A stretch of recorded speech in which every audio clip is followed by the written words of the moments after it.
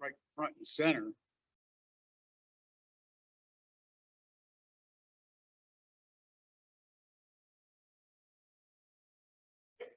Hey, how are you?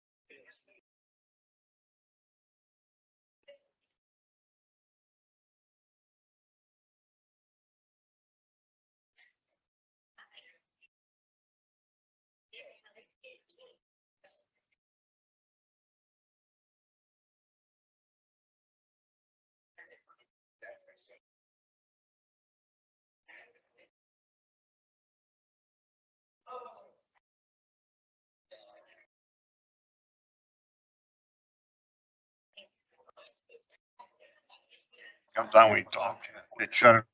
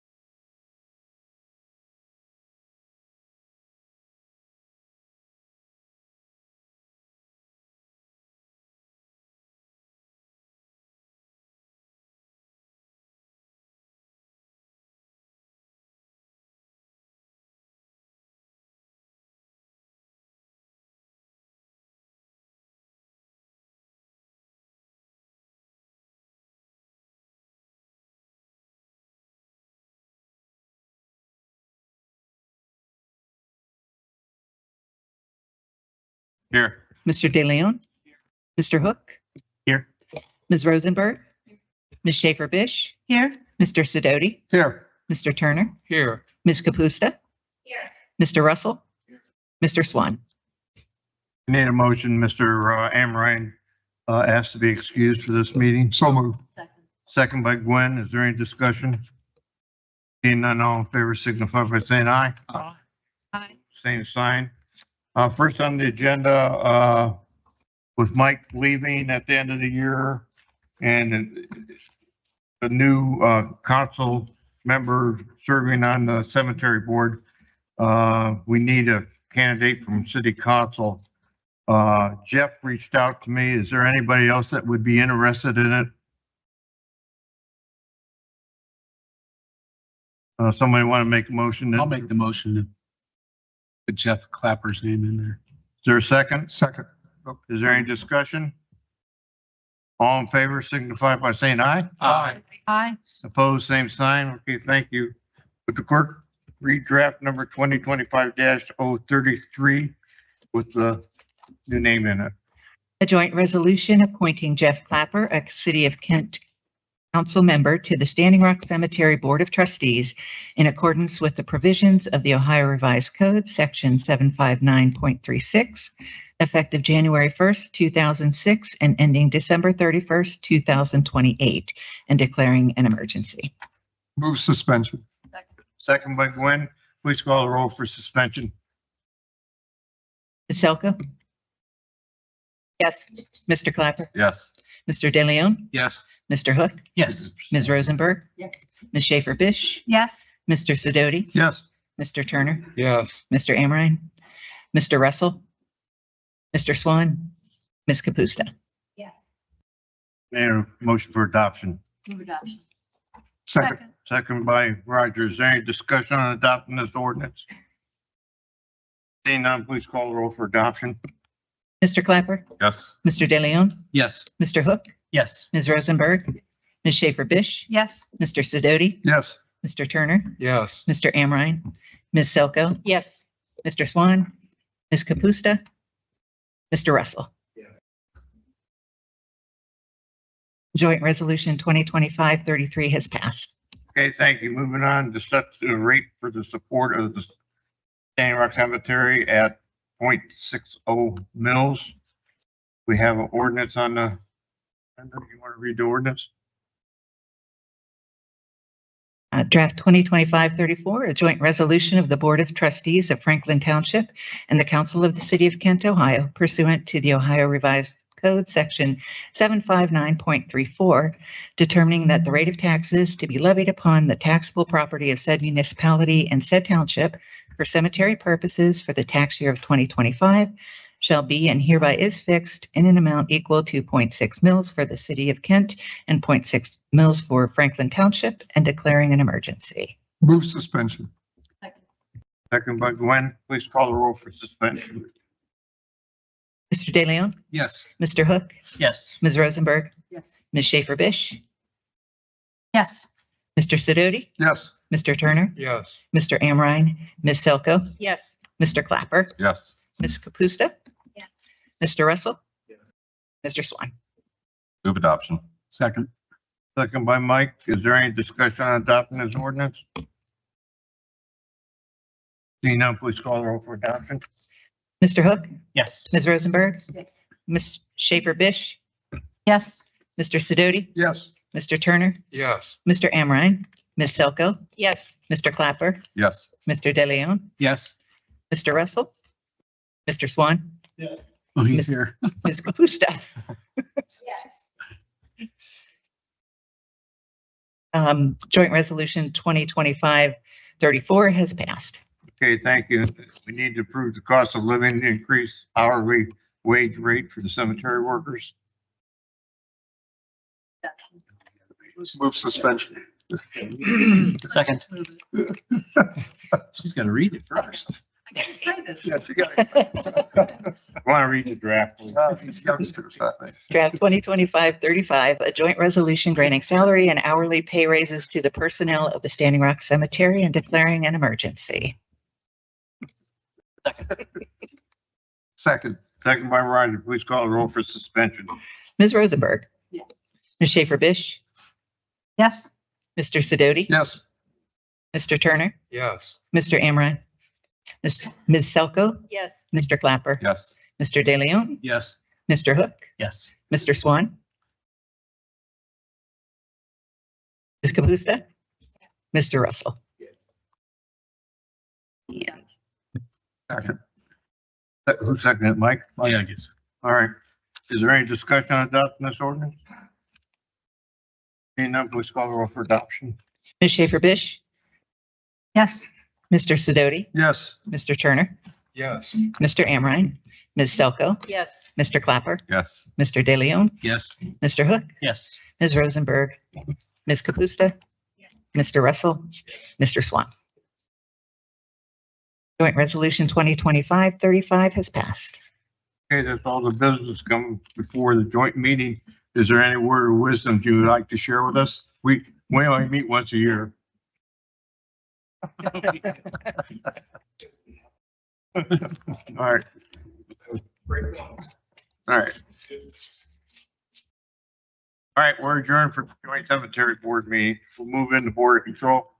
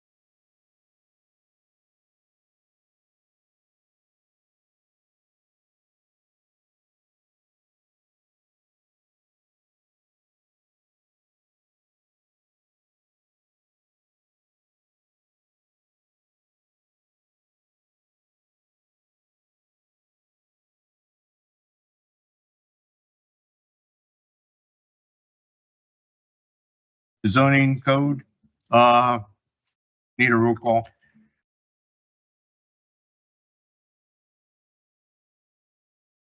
Ms. Rosenberg, Yes. Ms. Schaefer-Bish, Here. Here. You're saying here? Mr. Sidoti, Here. Mr. Turner, Here. Mr. Amrine, Ms. Selko, Here. Mr. Clapper, Here. Mr. De Leon, Here. Mr. Hook. Here. Again, I need a motion to excuse Mr. Amorine. So moved. Second. Second by Mike. Any discussion? Seeing none, all in favor, signify by saying aye. Same side, Bridget, I guess you're gonna do this. Thank All you. right. This public hearing is being held to accept public comment for proposed text amendments to the City of Kent zoning code for the following chapters. Chapter 1103, zoning districts, land use and zoning map. Chapter 1104, supplemental zoning district standards and overlay zoning districts. And Chapter 1106, general provisions. All right, council doesn't ask question on this. Is there anybody from the audience has questions? See none, the public. Okay, we'll move into committees for the night. First up is streets and sidewalks, utilities committee. Mr. Mayor, point of order. Given the interest in the topic, I wonder if we should wait until 7.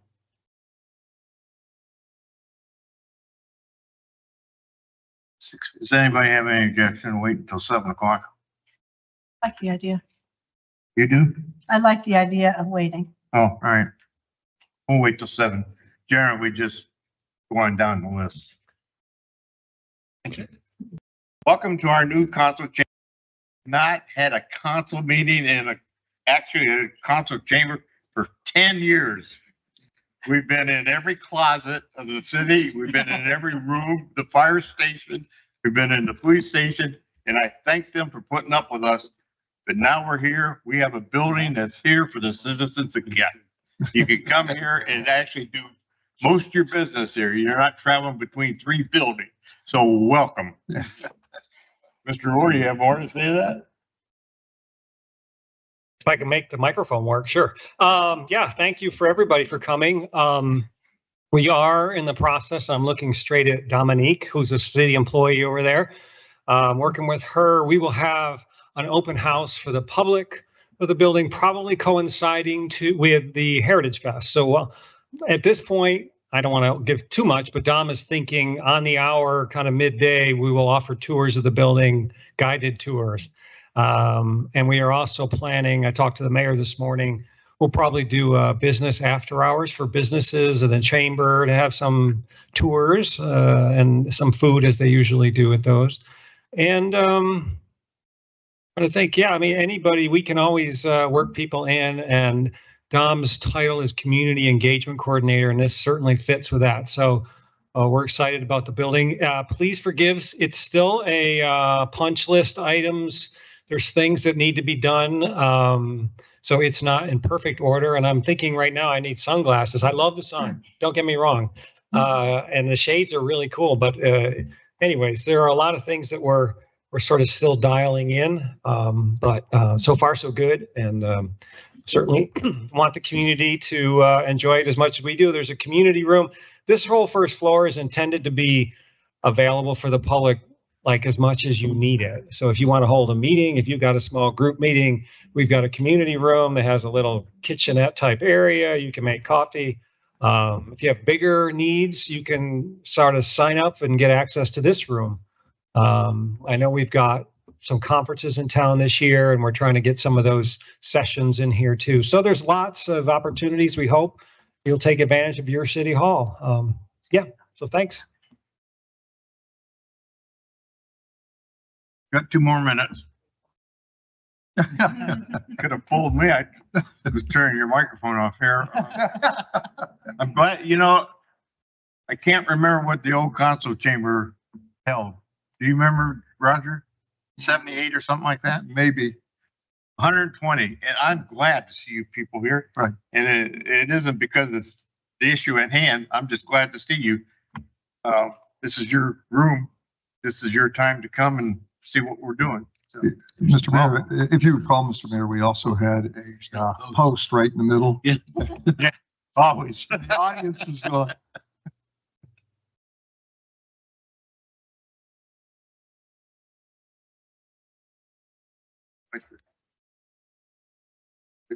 Hmm? You remember that.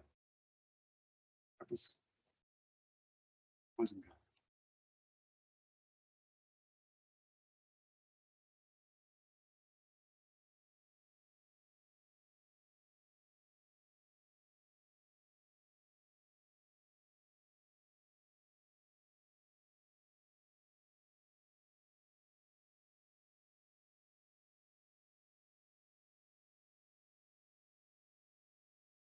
Sing us a song.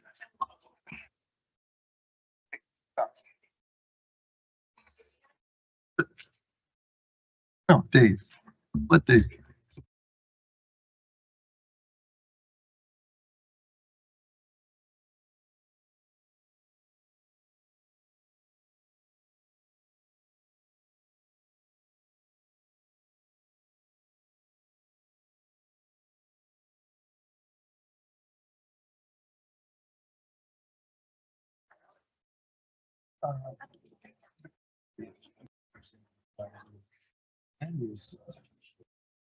All right, we have 7 o'clock now, so we will go. First item for committees, the street sidewalks and utility committee, Mr. Sidoti. Thank you, Mr. Mayor. I would like to make a motion that I relinquish the chair to you as the president of council tonight. Second. I think with the length of our agenda, it would probably serve us better to have that done. Are we just considering 1.1?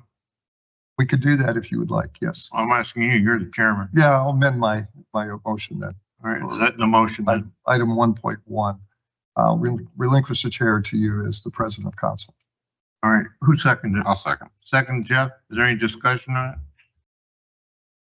Seeing none, all in favor signify by saying aye. Aye. Opposed, same sign. First thing is information update on the outdoor seating area. Bridget? Yeah, no, Mr. Mayor, if you don't, I wanted to offer some, opening All remarks. right, I'm sorry, just it said Bridget. I know. You did right. You did right. No, it seemed like there was so much conversation about this. So on the one hand, I want to say, and I said this to Melissa, what a great thing. One of the things that the city initiated has become so popular that we've got over 100 emails in support of it. And there's not a lot of things in the city that get that kind of community rally. So it's a great thing. It's particularly great because we had no intention to change it. I know that the narrative kind of got away from things. And I guess that happens in the world today with social media and so forth. We certainly internally as a staff, it's probably one of our proudest moments when we went ahead and came up with that solution and said, hey, working with Main Street, the city of Main Street, we said, hey, we need to do something during COVID. And what a great opportunity we have to create a pedestrian area, a walkable area, at least during the good temperature months. And it's been super popular, and so popular, in fact, that we've spent more money every year to do more and more of it in terms of furniture down there and cleaning. And we appreciate some of the businesses over the last couple of years as COVID has become less of the hot topic. The sanitation issues were less problematic for us, and you guys picked up a lot of that slack. So we really appreciate that. I know Melanie, as we had talked at the end of last season, I'm like, I want umbrellas, I want this, I want that. We need to do more. And she was like, I'm on it, boss. And so we were geared up for doing more of that. She had, as I said, identified a bunch of umbrella style things, because I said it gets hot down there, right? Even though there's some shade from the buildings, it can be hot. So we were planning another round of investment down there. So I guess I just want to say all that to make sure everyone understands this was strictly sharing some information, no plans to change anything. As a matter of fact, like I said, we were planning to expand it. So I hate that maybe some people had angst. I know Jeff has expressed some concerns over it. I haven't talked to Charlie, but I point to those two because, we gave you guys both awards for your downtown businesses. We would never do anything that we thought would put that in jeopardy. So I want to make sure you know that. I mean, you're looking at folks really, Charlie has been around long enough to remember what downtown used to look like. It wasn't that long ago that it was a very different place. And I'm guessing, Jeff, if you were here then, you wouldn't have made the investments you've made. You've made them because of what's happened downtown. And not to sound self-aggrandizing, but myself and Main Street and the council and Bridget, the people that are standing before you tonight are the people that make that happen in partnership. I'm not trying to say it's but I guess my point is we work so hard to make that happen. We would never do anything to put that in jeopardy. Now, can we make mistakes? Sure. I hope we never do. But I just want to be very clear that for whatever happened in the informational dissemination, the messaging got a little lost. And again, we're still grateful, as I said to Melissa, what a great thing to hear so many compliments about something that we do.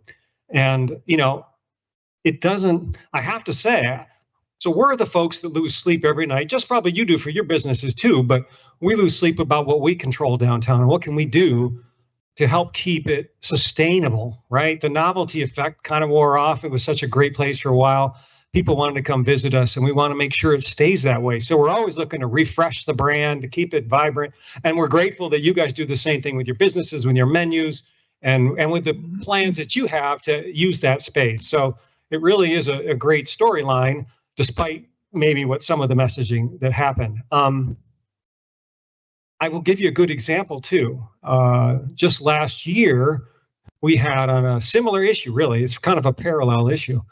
We had businesses complain and say, look, my business isn't doing as well because you don't put the hanging flower pots in front of my business. So we didn't say, oh, well, I'm going to go take down the pots in other places. No, we just bought more pots.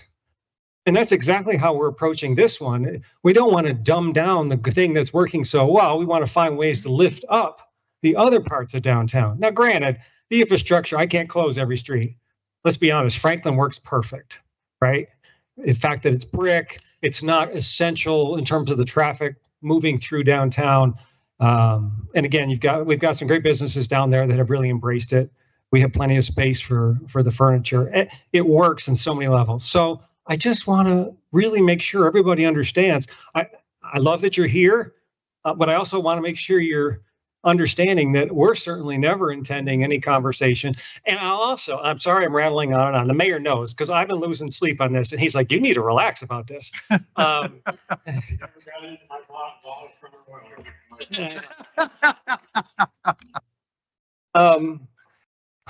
I'm derailed. I got someone sending me a note here. No, I'm going to keep talking because I think some of this stuff's important. Look, I also want to say, however, it's part of our job is to always kind of have our ear on the ground and like, hey, are there things that we see coming that could be problematic? So I am in no way when you've got, let me just rewind. We started to hear rumblings anecdotally from people downtown last fall.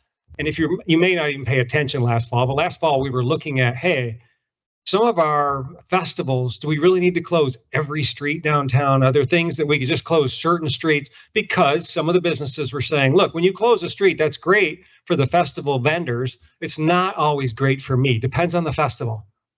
On the other hand, some of the festivals are the biggest sales days for some of our businesses too. So we're always trying to strike a balance there. And we did. We came back and revised some stuff in terms of how streets get closed, where they place all their festival stuff. And it was probably, a 9-month period from start to finish on that. And so as much as it makes the hair on my neck stand up sometimes when people say government moves so slow, I try not to, but on important stuff, we do move slow. So I guarantee you, even if we were coming in with like really good reasons to change something, council would take a year to do anything at best. I mean, tonight you're going to hear, if you stuck around, towards the end of the meeting, Bridget's bringing closure to the design guideline process, which started probably 2 years ago. So yeah, there are times when the city moves slowly, but it's kind of for good reason, right? And again, this is strictly an informational update. There's no vote tonight on anything to do with the street. The street, unless council changes their mind, the street has already been blessed to be closed like it always does. And our crews are ready tomorrow. So,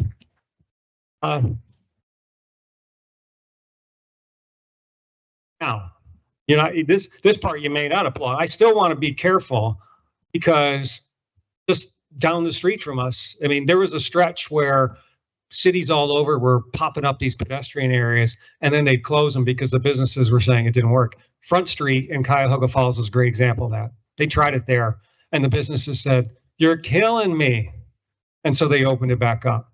I'm not saying we're at that point. I'm just saying we need to keep our eye on that stuff. That's all. Just doing our due diligence. So when you hear stuff like that, I'll certainly call me, email me. Some of this stuff, when it's planned to come to council, I'm kind of not supposed to talk about it until I talk to council about it. So it's a really weird dynamic. Like, it's almost like I got to tell you, Charlie, wait. I mean, if you call me, I'll talk to you. But I mean, it's kind of one of those things where council's supposed to hear information first, and then it's all public. It's a public meeting. So maybe that's part of the reason the spin, it got a little out of whack or out of alignment with what we were trying to do. So I know everyone's looking at me like, are you going to talk all night long? So I'll stop there, but I felt like it was kind of important to at least lay that groundwork and reassure folks that I don't think anybody loses more sleep over downtown than we do. And we want it to be success. So we're committed to that. And we think this is a big success. Can it be improved? Maybe. And we need everyone's help to improve it. And those same people that write letters, I sure hope they also support the other businesses that aren't on Franklin. Go get your dinner and bring it down to Franklin, but maybe spread the wealth around, because we're only as strong as our weakest link downtown. And if we end up just having Franklin Avenue being vibrant, that's not going to be good for any of us. So it's kind of one of those, early shots across the bow, like, hey, we're a community. Let's act like it as much as we can and support each other. And I think we do a great job of that. But this is kind of one of those very small examples of that. All right, I'm sorry. Thank you, Mayor. I'll stop. Bridget.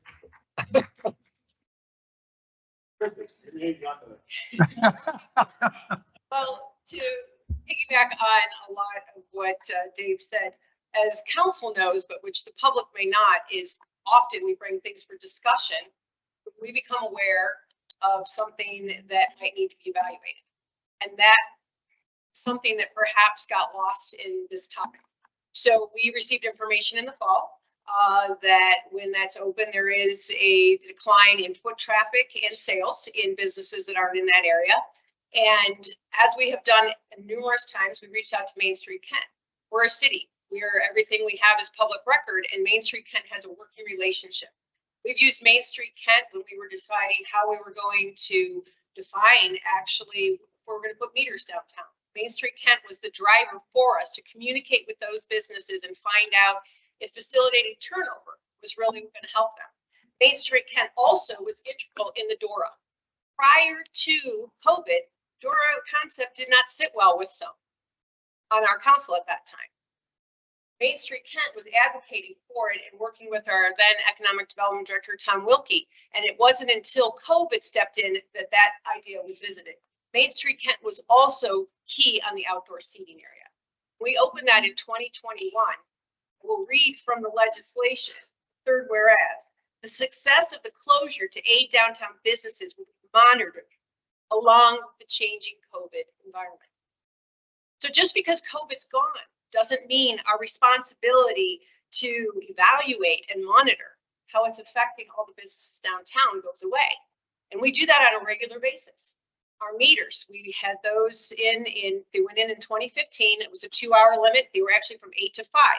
After evaluating, talking with businesses, feedback from Main Street, we actually adjusted it from 9 to 5. We have a prepay that we added to it. We came to council last year and actually extended it to 3 hours because after COVID, the foot traffic downtown and the amount of parking really didn't warrant limiting that low. And we were trying to eliminate the sense of people finding it to be burdensome through tickets.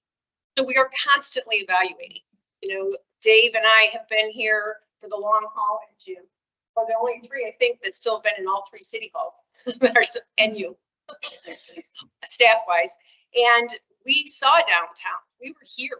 We broke ground on the first one. The only area of downtown that was working was Franklin. Our job, though, was to make sure we expanded that and that we helped all. So as Dave said, we are not proposing closing it. Tonight was just a discussion to let you know that basically a third of the businesses that are in the DORA district are reporting the issue. Asking council if they'd like us to look at that. There are steps we're going to take immediately that don't require council initiative because we do have an ordinance that requires that to be open. Inclement weather drives like this last Saturday where it was raining nonstop. It's basically the first nice weather. The ordinance says the first Saturday in May, but it has been historically for the last 3 years, mid-May because of rain. Rain's been here every spring. So that is happening, but we do think that we need to look at it. Some things we're going to do is there's a big confusion. The DORA district is multi-block. The boundaries extend well beyond down the Franklin downtown outdoor seating area, but yet people refer it to that. So we know we need to work with Main Street Kent, our partner in many of the initiatives that have helped our downtown thrive, to get that information out there. We've talked about putting up sandwich boards with maps that show it.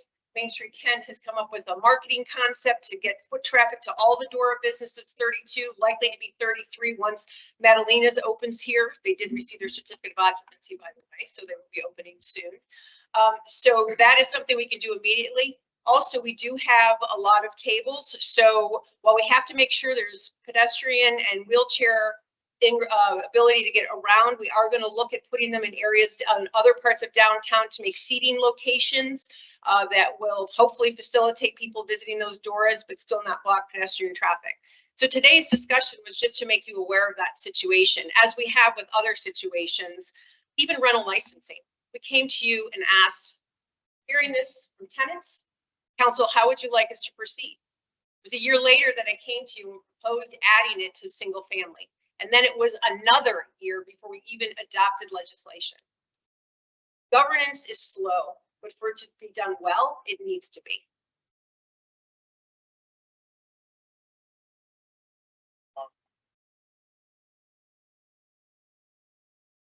So you, Mr. Mayor. Oh, oh, okay. Well, first of all, appreciate the fact that we're being updated on it. But I would say that I would agree with our city manager. It seems like our city really works best. Whoops. I have to learn the new technology here. I'm sorry. It seems like our city works best when we are cooperative. I received an interesting phone call this morning. I forgot that I had made a comment to the newspaper, and I equated my old experience as a high school principal when I had a group of parents come in and indicate that they would like us to cancel the prom. And I think there was a lot of feeling out there from people that, wait a minute, at the last minute, there was going to be a cancellation. And secondly, and I think that that was troublesome for people. And it troubled me that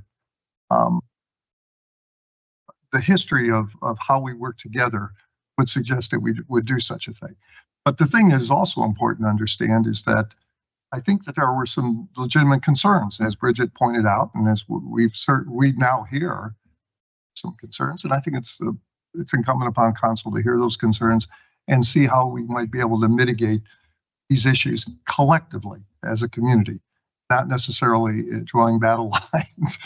I found it, and please, I'm not making light of this, but I think if you took a step back and you look at the consternation over the last, week and a half through social media, I think sometimes we lose the fact that we do work together collectively as a city. So I believe we should find out what we can do over the next year in terms of help mitigating some of the issues that other businesses are feeling. But certainly, I see no reason to not continue what we're doing on Franklin. I think Roger pretty well covered it. I think just looking into what we can do to pick up the other businesses should be key for this year. And I have all the faith in the staff and Main Street Kent that they'll go ahead and do that for us. I have. Mr. Mayor, can I just jump in real quick? Because something that was just said. Yeah, I forgot to mention in getting into the idea of what solutions, I don't think Bridget mentioned also the DORA passport program, right? That's something that Main Street's talking about. And that the kind of idea there is sort of like to get people in the door, because remember, DORA is this, Franklin's this, but DORA is this, and how can we get people to like connect the dots and maybe incentivize, this little passport idea where you go to a lot of the businesses that are outside even Franklin Avenue. So I thought that was worthy of note, because again, there's a lot of different solutions way before there's any conversation about the needing to not close the street. I think most of the things that I was going to say have pretty much been touched on. I just want to thank everybody for coming out and weighing in. Thank you for Main Street Kent, our city staff, economic development, businesses for weighing in, and also the community members. I think Franklin's a lot of fun. I go down there myself. So I look forward to a lot of fun this summer.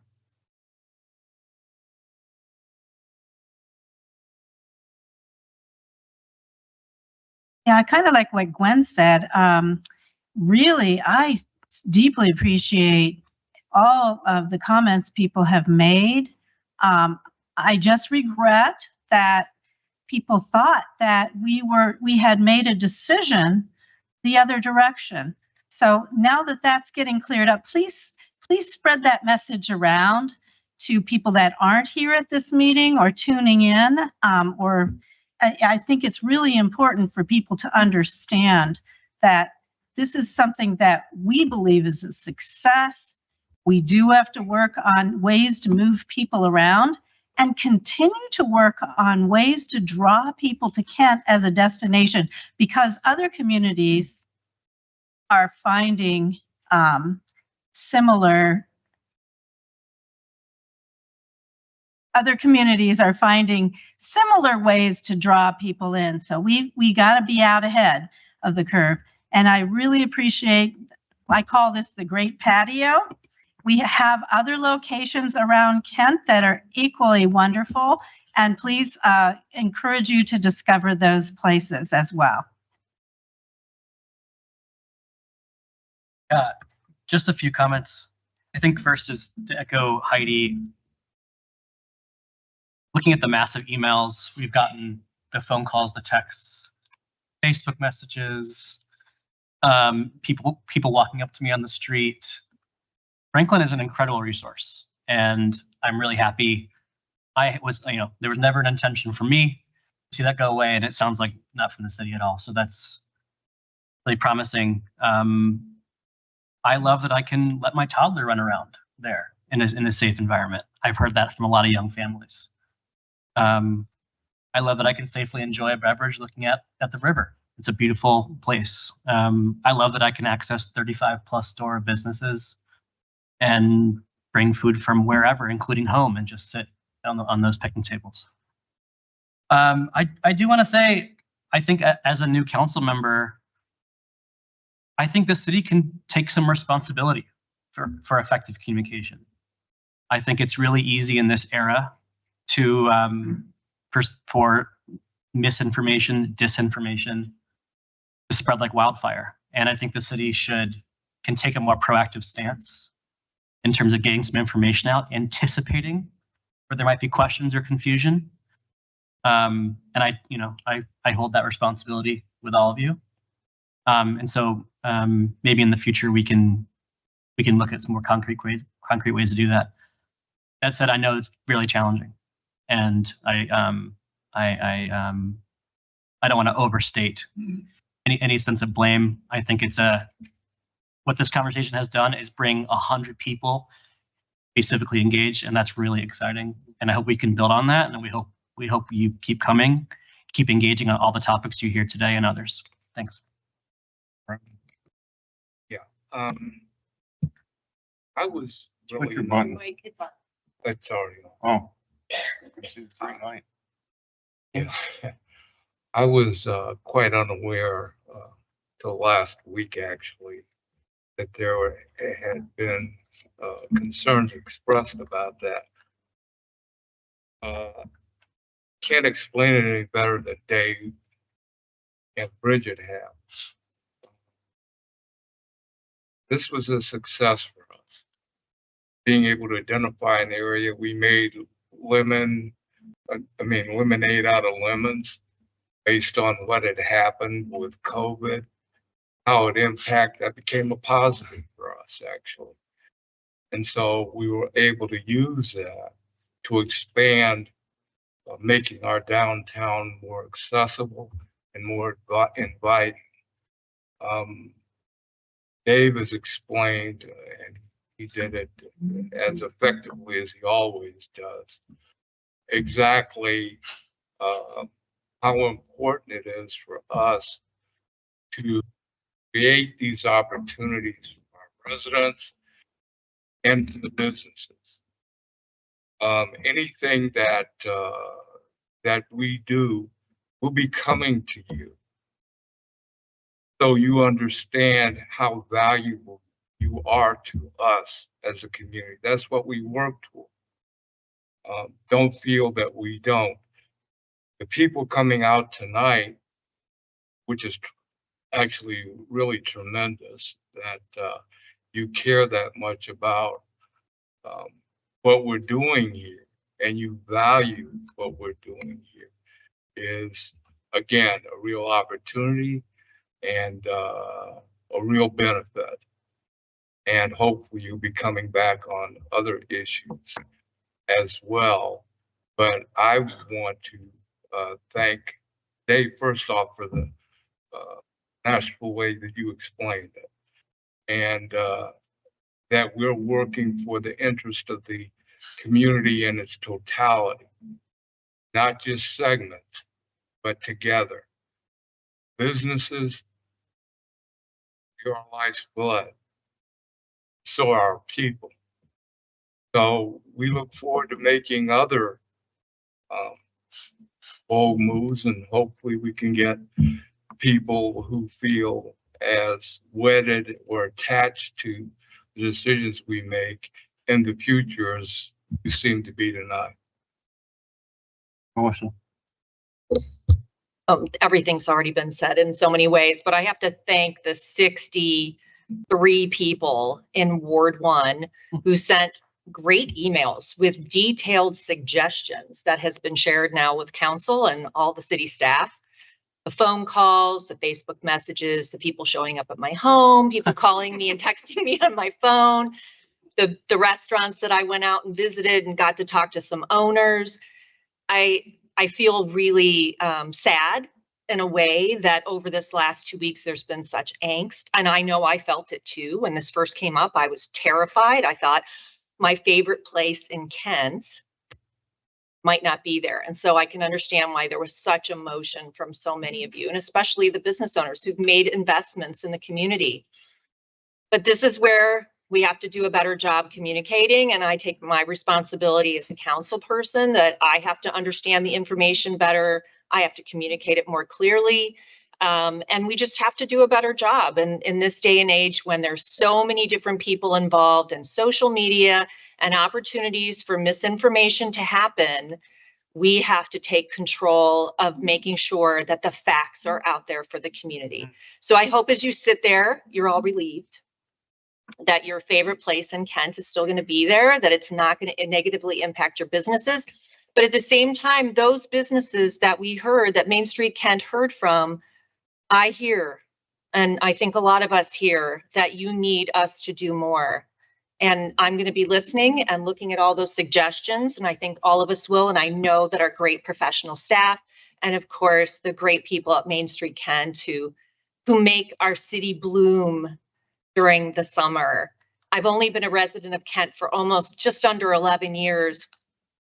And we are so fortunate for all the innovative things that Main Street Kent and our city council before I came on, who came together to do the right things for our community during COVID and even now, where the sense of community is so important. So I appreciate so much all that energy, that was especially those that were directed in really positive ways. And just know that we are, and I in particular, speaking for myself, am listening. Thank you. Okay, with that, Bridget, did you have more to say? Nope. Oh. You can go sit down now. Love this. With that said, I'm just gonna make one comment, which I probably shouldn't because I'm chairing this, but social media can be your friend and it also could be your worst enemy. And I think somehow we all get wound up in that little ball of gossip, what's true, what's not true. Council back in, I think COVID came in 2019, 2020. I think right after that, we council made a vote to close Franklin Avenue. And until council makes a vote to open it back up, it's going to stay that way. So with that said, Mr. Chairman, I'm going to hand it back to you for 1.2. Just a simple explanation. They wanted us to be able to address as council people and as chair Robert's rules. I wouldn't have been able to make any comments. So that's why I relinquished it. But now I have it back, Mr. Mayor. And next on the agenda is discussion of the Heritage Park dam replacement. Oh, Melanie. Yeah. Melanie. Yeah, she's gearing up the technology here, but our new technology. Right? This is a topic that actually the staff brought. Well, it's come up in various forms over the last couple of years. Another one of our favorite spots is the Heritage Park Dam area. For those that, again, have been here long enough, you remember when there was a dam and then they opened it, and Kent won international awards for being one of the first communities to do that and to revive the river. And I can tell you, I don't have all the statistics fresh, but I get nice reports from the staff that talk about oxygen levels, dissolved oxygen levels in the water and the fish and the aquatic habitat. It's all gone nothing but up since the dam's been removed. And if you notice, other cities downstream of us have also removed their dams. So it's kind of a best practice, and we were happy. We're actually in a textbook for best practice, City of Kent and its dam project. So this holds a place near and dear to our heart, but it also has a problem. And we're here to talk a little bit about it. I think Melanie has a pretty reasonable solution at hand to honor what needs to be honored, and then we can figure out what the future sort of holds. So Melanie? Before I get started, I do want to congratulate council, regular members. I thought I saw her. Congratulations. This is a fantastic spot, and I'm so excited to be standing here and bringing this to you here in this place. So you guys did a great job. With that said, I have to agree with Bridget. There are several topics we have to bring to you, and this is one of those for discussion. Some of you may be aware, some of you may not be aware, but about 3 years ago, the dam wasn't really damming anymore. We began to see problems with our pumps that are located in that pump house out there. They became less reliable. We were having to repair them more, and they were down more than they were up and running. Over the last 2 years, we began to develop algae in the area, and what was a beautiful area looking really good kind of began to become less and less productive with the dam. The water wasn't coming over the edge, and we began to see the water pooling here a little bit more than normal. As you can see from the aerials, this is kind of more of a winter picture, but everything's working the way that it's supposed to, and as it was designed, the waters are open, it's flowing down and by, but this area becomes stagnant very quickly, moving from my spring to my summer months, and that was actually last summer. Last summer, the pumps quit completely. And so we were unable to get them back up and running. We actually did have a visit from the EPA. There was a slight oil sheen. We developed that we had a small leak in one of those pumps. We took care of that. We eradicated it. There were no problems. But in that process of looking this, we began to take a look at how much things would cost to replace these pumps. It took us a little bit of time. As we said, government doesn't always move real quickly. But when it came down to it, what we discovered that, unfortunately, this algae was forming, it was going to cost us between $400,000 and $500,000 to replace these pumps. In addition to that cost, we would have to close Main Street for an extended period of time because those pumps are large and would have to be hoisted up and out of there and then closed again when we had to bring them back. In February, when we learned these numbers, I said, I think we need to put the brakes on and maybe take another look. In addition to that, I felt compelled, and we definitely have to work with the parks on this. So I took some time and I spoke with Angela here in the last couple of weeks when we were able to come up with another idea and just see how they felt with this area. Sam, who is the park supervisor and superintendent, and Brad McKay, who is our facilities manager, has some great ideas for this park coming in the future. But in the interim, what we would like to do is go ahead, take this beautiful open area and install a water fountain. This fountain will be large enough to go about 11 feet in the air. It would have about a 40-foot ring around it.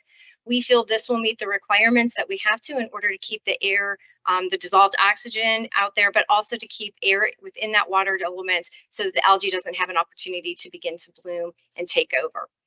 We will be working with a local pond company to help us install this, as well as to monitor it and maintain it. This cost right now is going to be somewhere between $12,000 and $15,000.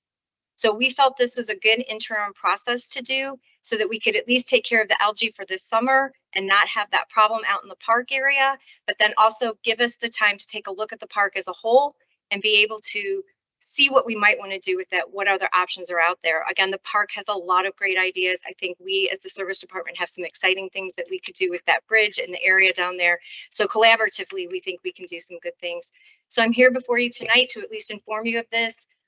What we'd like you to do is allow staff to install the fountain as described, allow staff to continue to review the effectiveness of the fountain with respects to the algae and the dissolved oxygen, and allow the staff, both parks and service, to continue to analyze the costs of operation and availability of new pumps while also developing plans to enhance the entire park area. Mr. Can I just offer an explanatory for those that may not be fully aware? The $400,000 to $500,000 pump is what basically sucks the water up from the one side and puts it into piping that takes it up and has the pretty waterfalls. And so it's pretty on the one hand, but more importantly, it adds oxygen to the water. So the fountain can essentially create the same thing. It's a different pretty, we will lose, just so you're clear, we'll lose the falling water in front of the dam. It'll look kind of like what it looks like there, but you'll have a fountain. So you'll still get that, what we think, we should still get the dissolved oxygen levels where it should be. I think there's still an aesthetic value to the fountain to some extent. And I think what she was hinting at, people have said, oh, can we light it? Can we uplight? Can we do this? There's all kinds of ideas that Parks and Rec and various people have talked about. So this isn't the end of the road on this idea, but it's just something we thought gets us through to the next phase.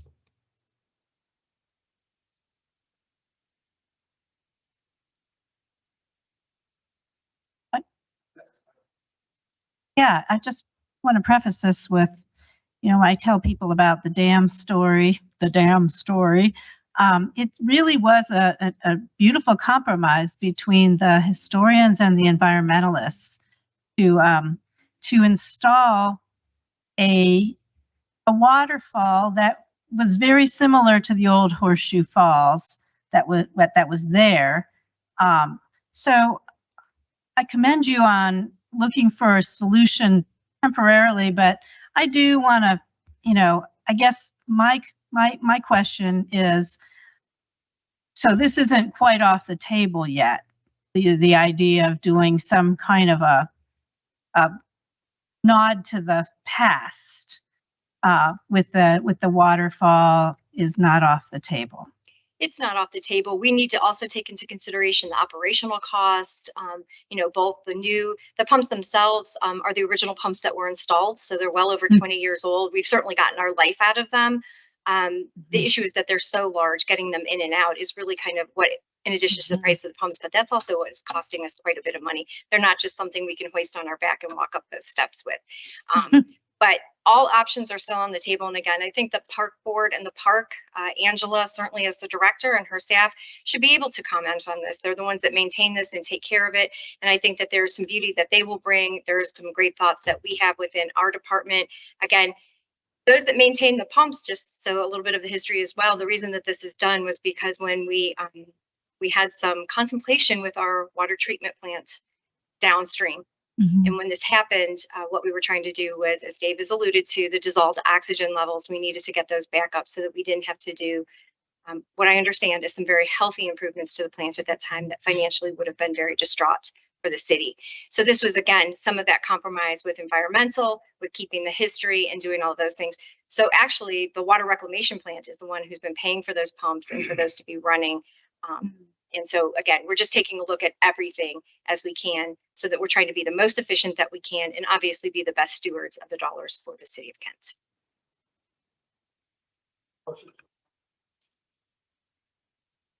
Seeing none, anyone in the audience like to ask a question or make a comment on this issue?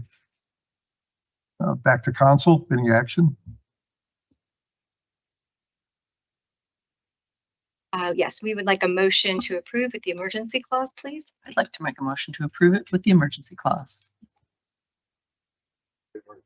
Mm-hmm. Second that? I did. Okay, well. Yeah. Gwen, any other comments? I like it. I the fish like it, the turtles like it. I like it. I know that as when I was on Parks and Rec liaison, it was explained that as the water comes over, it kind of creates like a land.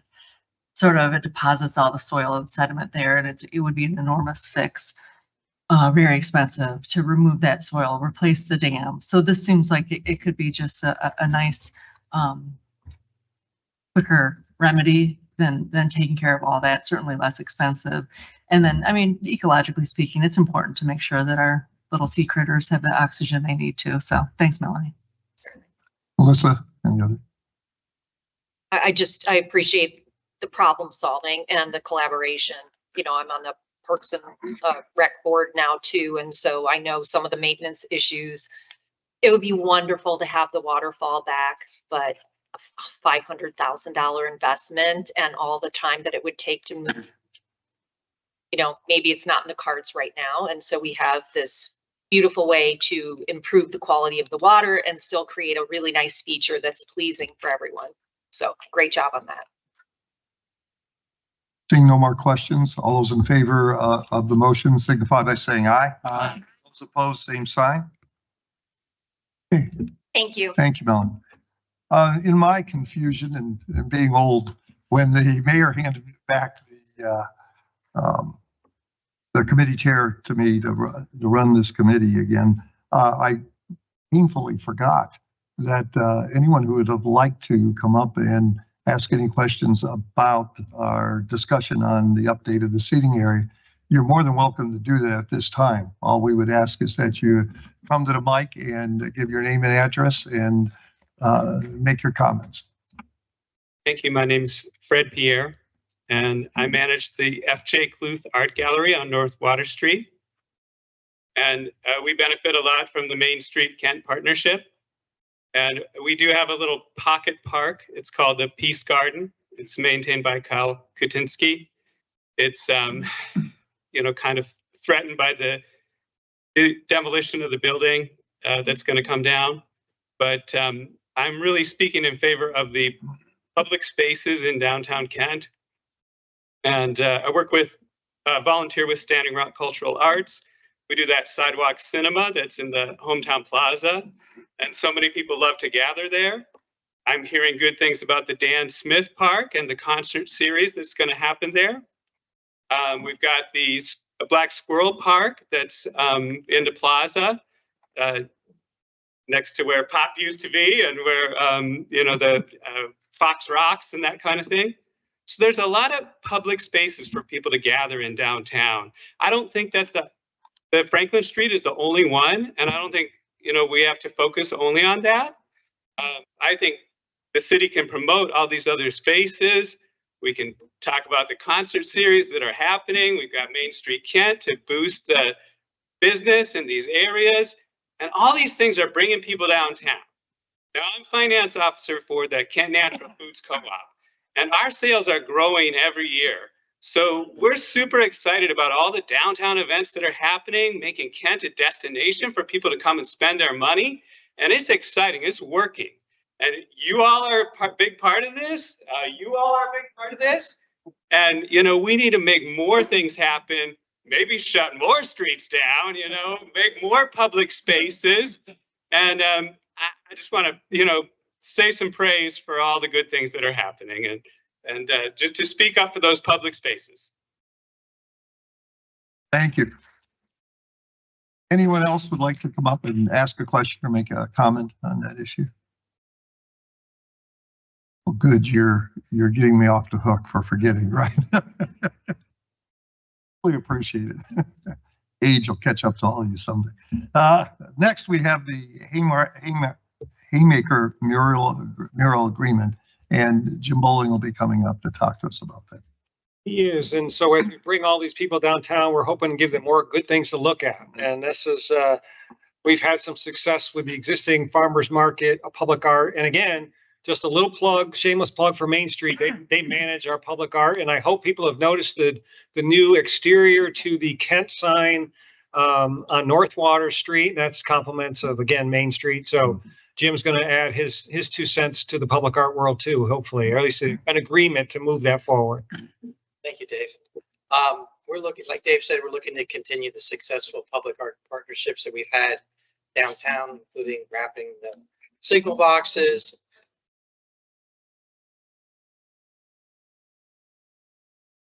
And does that help easier? Is that better if I get closer?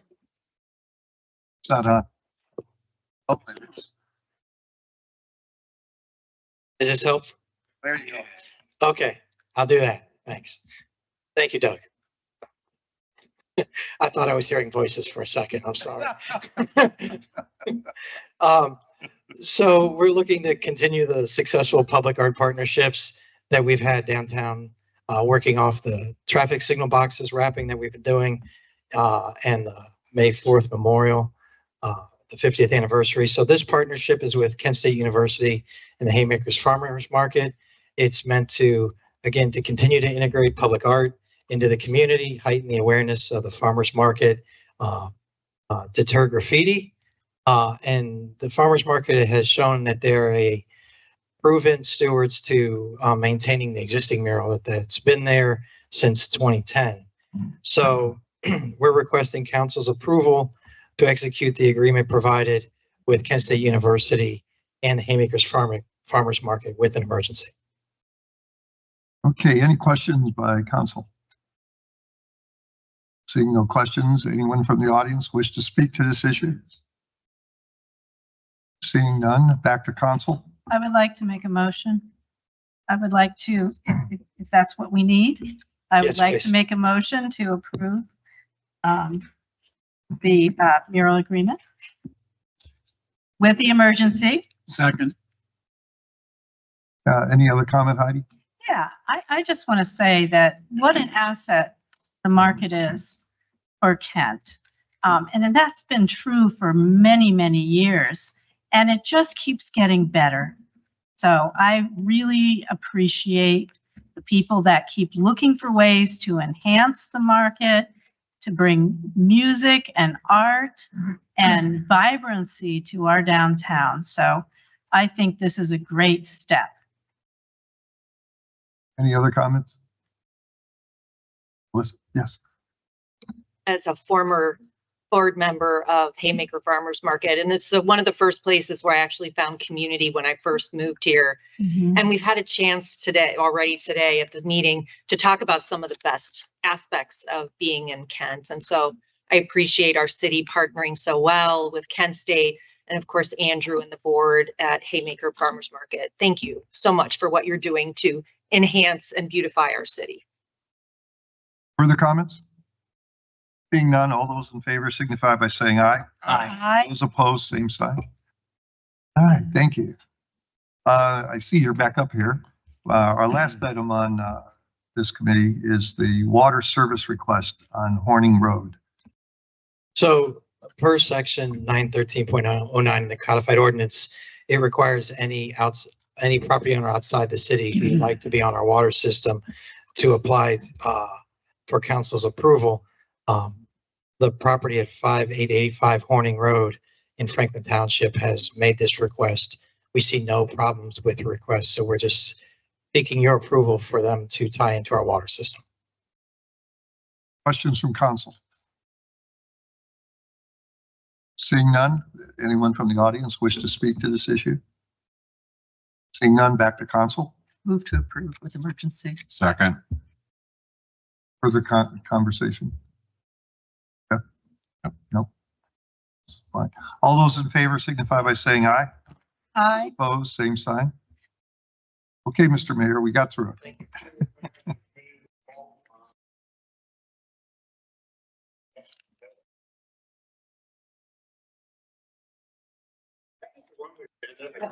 Yeah, I know. It's a new building, Mr. Mayor. I'm telling you. He's not giving the presentation. He's just introducing me. We don't let a free for all for the microphone. I know. I'm looking forward to Heather. You got me, and I would be disappointed too. Well, look, I know we're talking a lot about the great things that are happening in the city tonight. You know, everybody's real passionate about it and all the fun things that go on. And one of the drivers behind a majority of that is Main Street Kent. So here tonight to give a presentation of the 2024 events and all things fun downtown and throughout the city is Heather Malarchuk from Main Street Kent, the executive director, and I would like to invite her up to give her presentation. Heather? I have one thing. I do.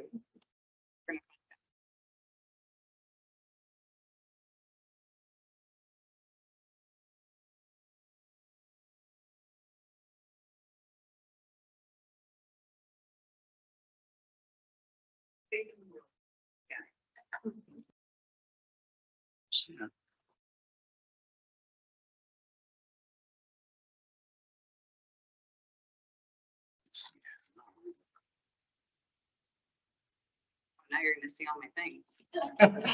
Once that happened to oh my gosh. No, this is information. Yeah.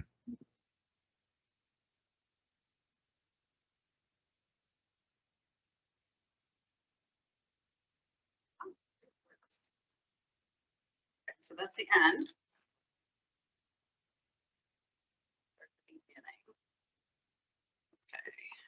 So can everybody hear me okay? I gotta hold on. This is a lot. Hi, everybody. Okay. Hi, my name's Heather Malarczyk. I'm the Executive Director for Main Street Kent. I have been with the organization since 2011, and we look forward to celebrating our 20-year anniversary next year, as we were established in 2006 before I got there. Our mission is continuing the preservation and revitalization of downtown Kent, making it a fun, vibrant, and thriving community. It used to be place, and we changed that word to community in our last rendition of this mission statement. This is the board of directors and staff, which is, as you know, a party of two. Leslie, my wing woman, was not able to be here this evening, but it's the two of us, and then this board of directors and 4 committees and all those subcommittees and project leaders who get all of the work done. We have between 200 and 300 volunteers that work with us throughout the year. Oliver Wench is a new board member with us, so he wasn't at the holiday party, so he got pasted at the bottom there. And Colin Boyle had already gone home, so he's not on there either. This past winter, we decided to establish and say our values out loud so that people understood who we stand for and who we are in this community. We are inclusive, dedicated, community-minded, creative, supportive, persistent, fun, impactful, engaging people that are looking to support our community and our businesses. Main Street Kent is for everyone. We strive to create an inclusive community where every person feels welcome.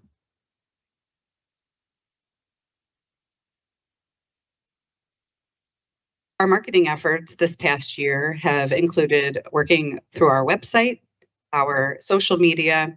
We have re-engaged with the Summit FM with some radio advertising, as well as through PBS Western Reserve, Constant Contact e-newsletters, and then new to us is Placer AI, which I will go into. Our website last year had 328,000 unique visitors with 748,000 page views. Our social media following is over 24,000 combined on the 2 platforms, and we have almost 7,000 subscribers to our weekly e-newsletter. All these things just grow organically over time. We don't pay to get names added or anything. It's just grown over all these years. So we kicked off the year with a new event, the Coffee Walk. We're always looking for ways to get more people downtown, especially in the winter. So we went small and got sold 100 tickets, had 13 businesses participate, and it was definitely a hit.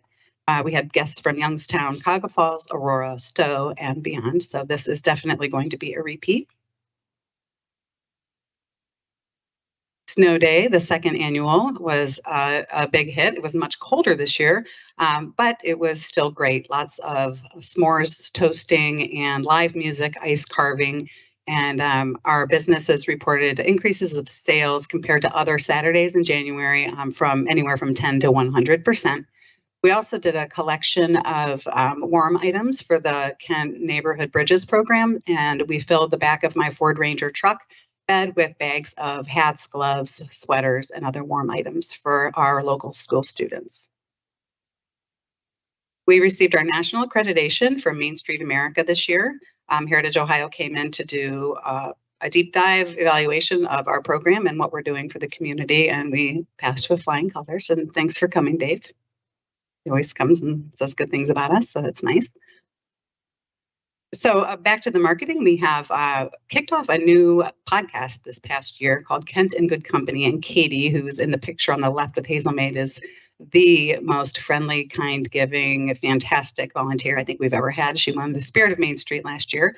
She has completed 3 seasons of this podcast, complete with 56 episodes, including a very patient interview with Tom Simpson, all the way to the library and all the small businesses, and really just doing a 10 to 30 minute interview with these folks and airing them every Wednesday. So if you go to your favorite podcast platform, you can listen to those 3 seasons. And like I said, we have 56 episodes. She'll be taking a maternity/summer leave, but she's coming up with some really fun ideas to do, like all the pizza spots in Kent and all the patios in Kent kind of thing.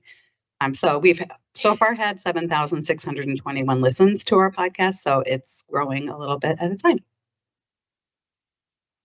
The chocolate walk, I won't go deep into because it works, and so that's kind of how we do things. If things are working well, we don't really find a need to fix them.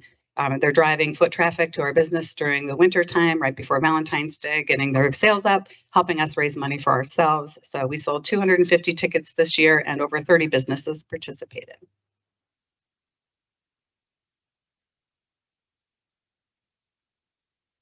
Foodie February has been going for 3 years now. It's like a bingo card you pick up and go to 24 businesses throughout the month and just make any purchase. You can get a water if you really want to. And then complete your card and submit it to Main Street Kent. We have a drawing and we give away $25 gift cards, and Emerson Consumer Group sponsors that. So a bunch of people win. And speaking of the Kent card, since we kicked that off, we have sold over $300,000 worth of the cards, and much of that was from Kent State's Blue, Gold, and Grateful program. But I see purchases go through every day. People are buying those, and we have over 32 businesses that accept them. On February 11th, we were on New Day Cleveland, and according to my mom, they've played it again a couple of times since then. So this is great exposure that's completely free to us. There were 10 businesses that were interviewed for that. And then I got to do a little interview in Acorn Alley with them. So they also have the video up on YouTube, and there's been over 1,000 views of that. So back to Placer AI. I don't know a whole lot about it yet, but it's something that we just started to dabble with. A partnership with the Chamber of Commerce and the Destination Kent CVB. We have like a year membership to this platform, and it's basically measuring cell data in our city and all over the country. So people that come and stay and where they go is all trackable, not connecting to them personally, but aggregately. So we are able to access this information. So what you're seeing on the screen right now is the downtown district, which is defined by us. And then you can find out by day how many people are coming and going and what day and what time of day. And then you can look at the businesses themselves, like you can look at Acorn Alley and see if there was a peak on a weekend or things like that. So this will help us make data-driven decisions, and it'll help us sell sponsorships to events, because I can't tell you how many times people are like, how many people come to that event? Like, I have no idea, you know, and we just throw a number out there and they're like, great, you can have our money. But Dennis and I were playing around with this last week, and there were over 30,000 people in Kent on Heritage Fest last year. And he's like, I thought it was more like 20. So this is really good information. A little bit creepy, but still, it is where we are. And I think it's really going to be helpful, and it can help our businesses. Something else that's cool. So the second image down shows where people are driving into Kent and then how they're leaving Kent. So then you could actually think about like where you might want to place advertising for things. And then the next one that I didn't put a screenshot on is actually tells you like the top 10 places people came from, where they dwelled, and then where they went after. So we put Bliss in for fun, and like people went to the gas station and the bank, and then they went to Bliss, and then they went to Sheets, and they, you know, so it's like you can see the track of where people are going, and then try to market accordingly. So like I said, it's very expensive, but I think it's going to help us at least get some markers and look at some of our trends. The data goes back to 2017, so we can take a look at how things have changed over those years through COVID and then recovering as far as event attendance and things like that.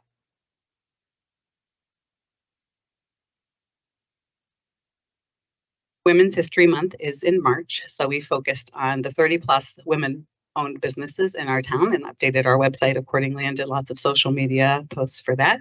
The whole world loves Beth Budzar. For some reason, that picture just like got the whole world's attention, so we'll take it, whatever it is. This year, we established a volunteer liaison, Joy Pauls. She's one of our board members, and she coordinates these volunteer meetups every couple months. One's in the morning, one's at lunchtime, and one's after work. We have just a meet and greet, like just come have a coffee with us or come have lunch with us, and we just get to know each other. These folks come and give of all of their time, and like last year, 2024, we had over 3,000 volunteer hours, and if the value of a volunteer hour is $31.80, that's over $95,000 worth of time that people gave to us last year. So let's get to know them and find out like, oh, where are they from and what do they like to do when they're not volunteering, and then actually treat them like people instead of just volunteers. So that's kind of been a really nice growth element to, and it's really been great having Joy. And look at her, she's sitting right behind me because she's the best. We have an annual awards celebration and an appreciation party for our volunteers. We feed them, we give them beverages, we take care of them because the work that they do for this town is immeasurable. Leslie and I are only as good as all those people behind us doing all of this work. We attended the Main Street Now conference in Philadelphia this year, and it's really invigorating to go to another state. You're surrounded by Ohio people. We all sit together for the kickoff, and then you're with people from Oregon, Florida, Texas, Maine, like all over the country that are doing this work. And you get to leave there feeling like remembering how important the work is that we do, because we get our heads down and we work and we work and we get frustrated and we celebrate, and it's just like years just keep flying by. And it's nice to take a couple of days and go through programming and look what other people are doing and what mistakes they're making, what challenges they're facing, how they're fixing things, steal ideas like the cookie walk, things like that. So it was good. And the Kent sign. So the update just went up about 2 weeks ago. We had over 60 submissions for the sign. This one is great. It's got a kayaker and a little guy looking up at the birds, and it's very nature driven. And we love that it's going to draw lots of selfies. And so there's advanced display installing it, and Each and Every is our public art partner for that. So the design by Christina Gower. I can read here, not up there. Glasses, 14 years later.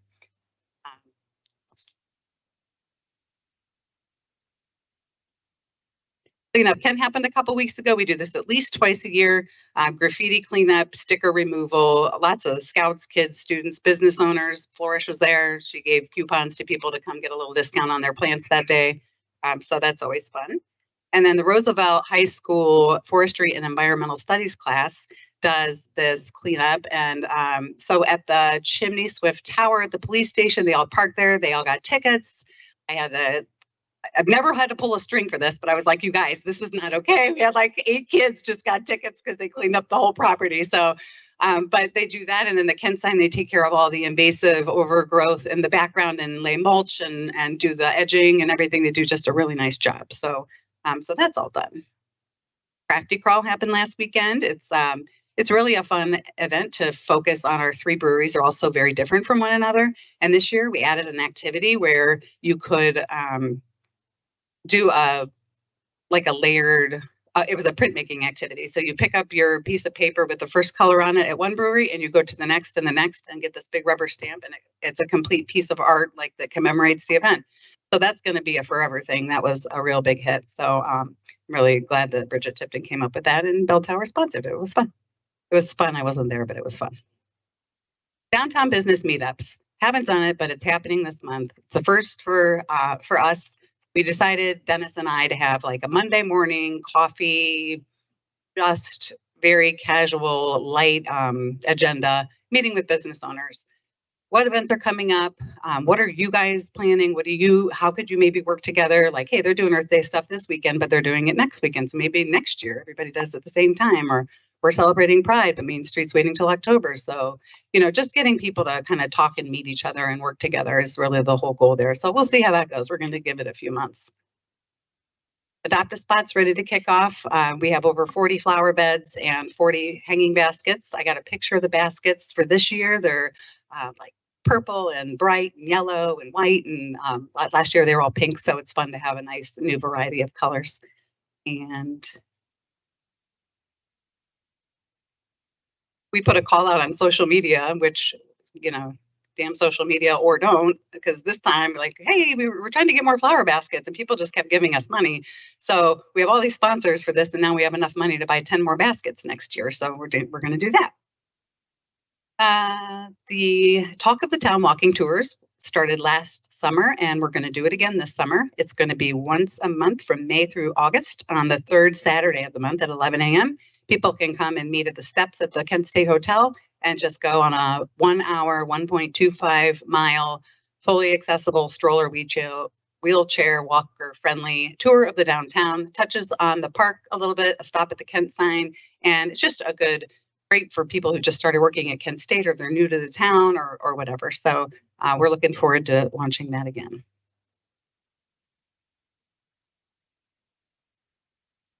The Art and Wine Festival is our signature event, our biggest fundraiser of the year.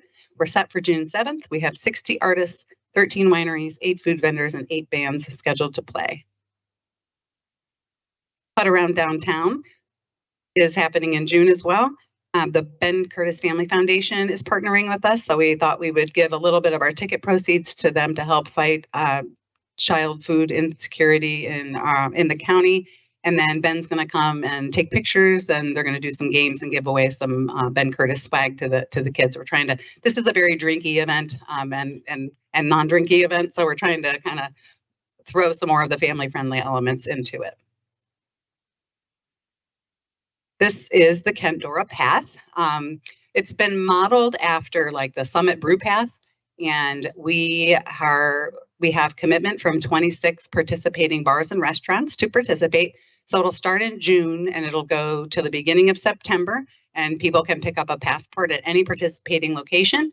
And you open up the trifold and you can get a stamp from each of those locations based on buying a Dora beverage throughout the summer.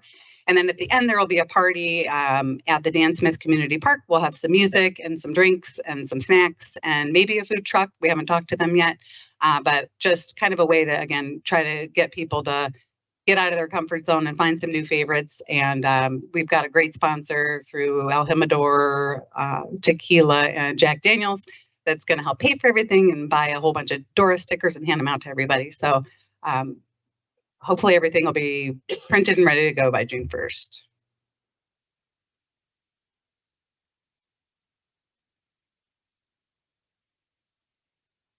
Something else that's new coming up is the Bridgeworks program. Somebody gave us this great idea. They saw in another town that they had these great artworks on the bridges going, or on the banners going through their downtown.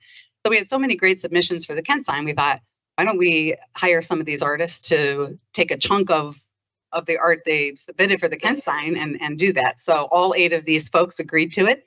And so that's one of them that is ready to go. It's Mickey Menson's piece, and I just love that little bird. So on West Main Street from June through August, there will be 8 fun, very different banners.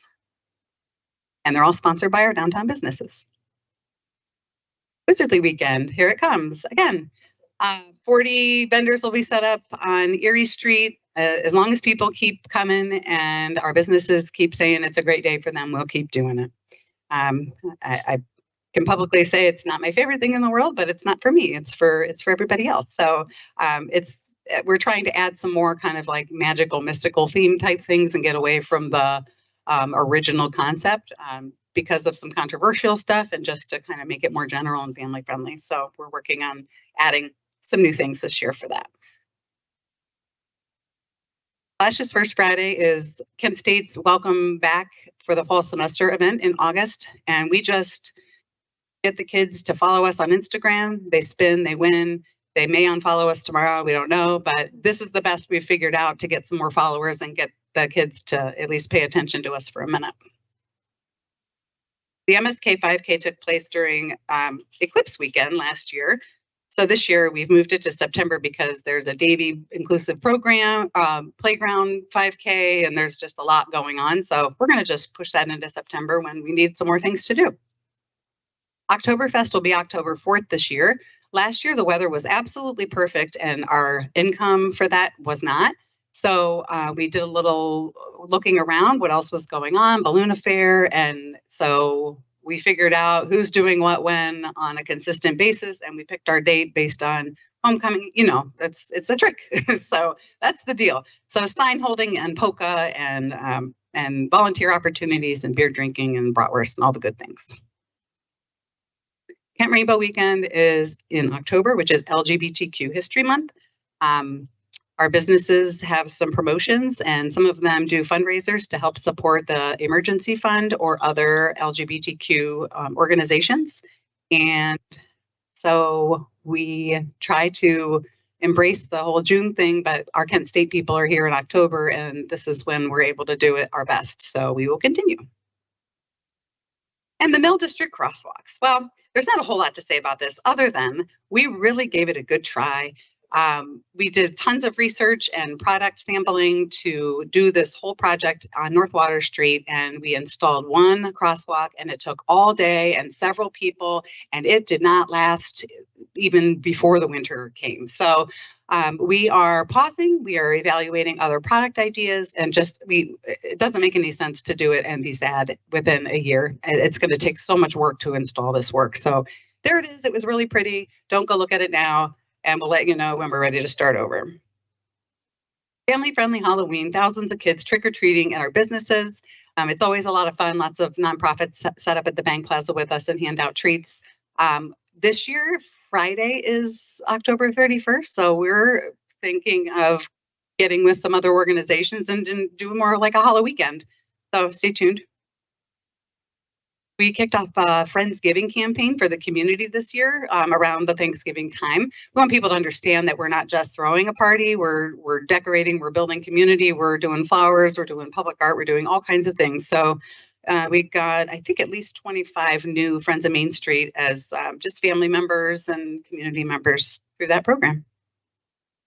Small Business Saturday. We're always shooting to come up with something fantastic to get people to come here on Small Business Saturday. It's like the biggest shopping day of the year, and we just keep falling short. And every year the businesses, not collectively, but a few of them who are very retail smart say, why doesn't Santa come on that day? Because that's like the official kickoff to the shopping season. And we're like, well, the chamber does that on December. And I'm like, well, why don't you see if you can do it together? So we're doing it together. We have the chamber pulling Santa into Small Business Saturday so that it can be a day. You come do the Small Business Saturday thing, you stay for Santa, and it'll give our businesses a whole nother week of that holiday push that they need. So Santa. The elf hits downtown. It's just go look for the elf in 36 businesses. And I can't tell you how many people do this and comment on their little cards about it's such a fun family tradition. And it gets pretty fun to watch where people hide their elves. So it's a lot of fun. And then the window decorating contest happened last year. The hand done ones are just so fun and impressive. So Bent Tree, Off the Wagons picture didn't come out, so I didn't put it in there. But and Board and Bevy just did a really fantastic job. It's another reason to get people to walk around town for the holidays.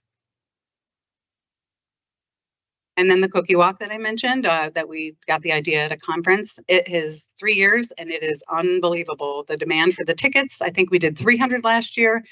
The businesses and nonprofits all provide those nice holiday cookies, and tickets sell out really quickly, and it's on a Sunday, so Sundays aren't typically very busy for them, even for the holidays. So it's a win-win, and so we definitely plan to keep that going. And then Phil Klein's on Silent Night is something that we started. I think we've done it twice now, and it's basically everybody downloads a track of a song onto their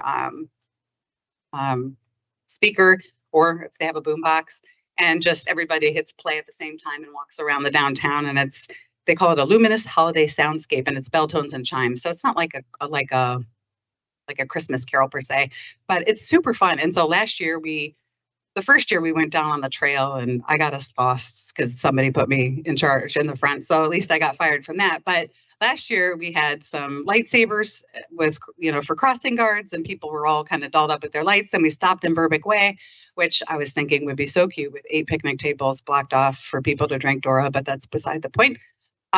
Stopped for a moment to just take a picture, and it was snowing and beautiful. And it was just one of those things that we got to do those things too. We're not just, we got to make money and we got to drive foot traffic to our businesses and stuff, but like stop for a minute and just be like, we have a great community and it's the holidays. I don't care what you celebrate, or if you don't celebrate at all, or if you hate your parents, or what, just everybody come out and get some hot cocoa and walk around town together. So that's what we've been doing, and it's been really fun. And Krampus came last year, which it just got weird. So we'll skip him next year.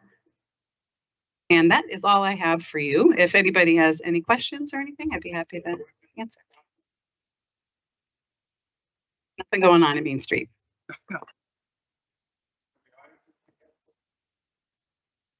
Hello, Main Street, yeah.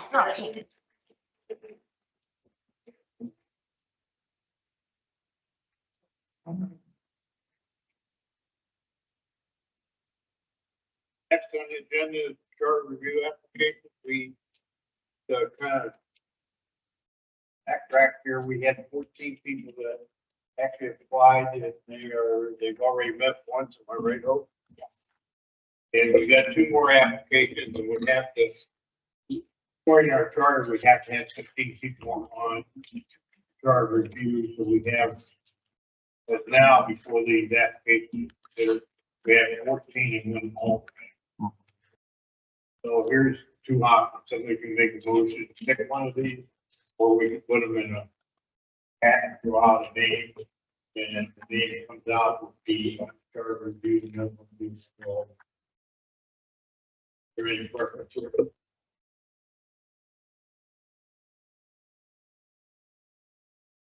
Mr. Mayor, I'd suggest Emily, I'm sorry, Emma. As a recent Kent State grad, someone who's clearly making Kent their place of their home. I think Emma sounds great and sounds like she's got a lot of experience. Second it. I'm sorry, I didn't hear what You made the motion.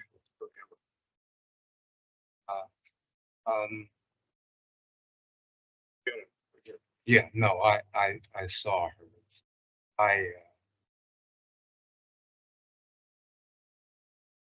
I kind of was looking at the 2 that are options are Dennis Milton.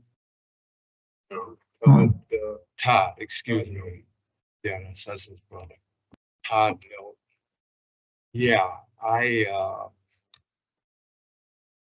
had asked him to participate because, to be honest with you, not to get into DEI situation, we don't have a minority on the commission. And I thought that was kind of something we should probably address. I understand what you're saying, it's valid. There's a motion on the floor. If you want to see your motion. Yeah, I'm happy to withdraw my motion. Anyone here? Yep. You want to make a motion? I would make a motion that Todd Milton as the full member, he'd be the 15th member of the charter. I'd second that. I did. Mike? Is there any more discussion? Any more, Mike? No. Anybody else have discussion? Okay, I can't see. The other name goes in then as an alternate. Is that what happens? Okay. All right. They both involved.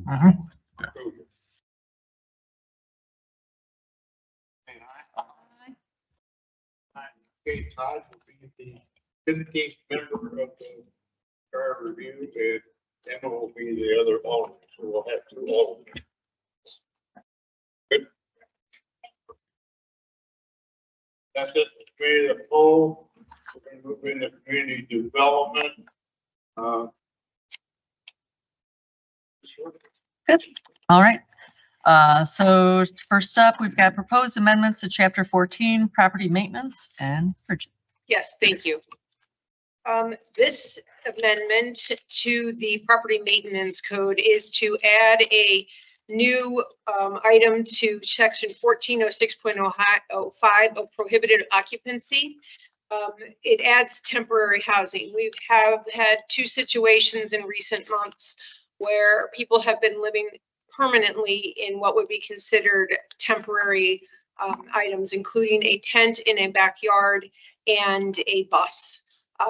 This basically would prohibit this behavior, or the occupancy in these. Now, I do want to highlight with the tent under the zoning code, we have language in there that allows a tent in your backyard. So having it in there in the backyard, the difference is This is living there without then entering into the home for bathroom facilities, kitchen facilities. This is actually being used for housing. I will be coming back in about 3 months with, I want to make the language in the zoning code, Eric Fink, the assistant law director, to match this, but that is a 3-month on average process because it has to go through planning commission.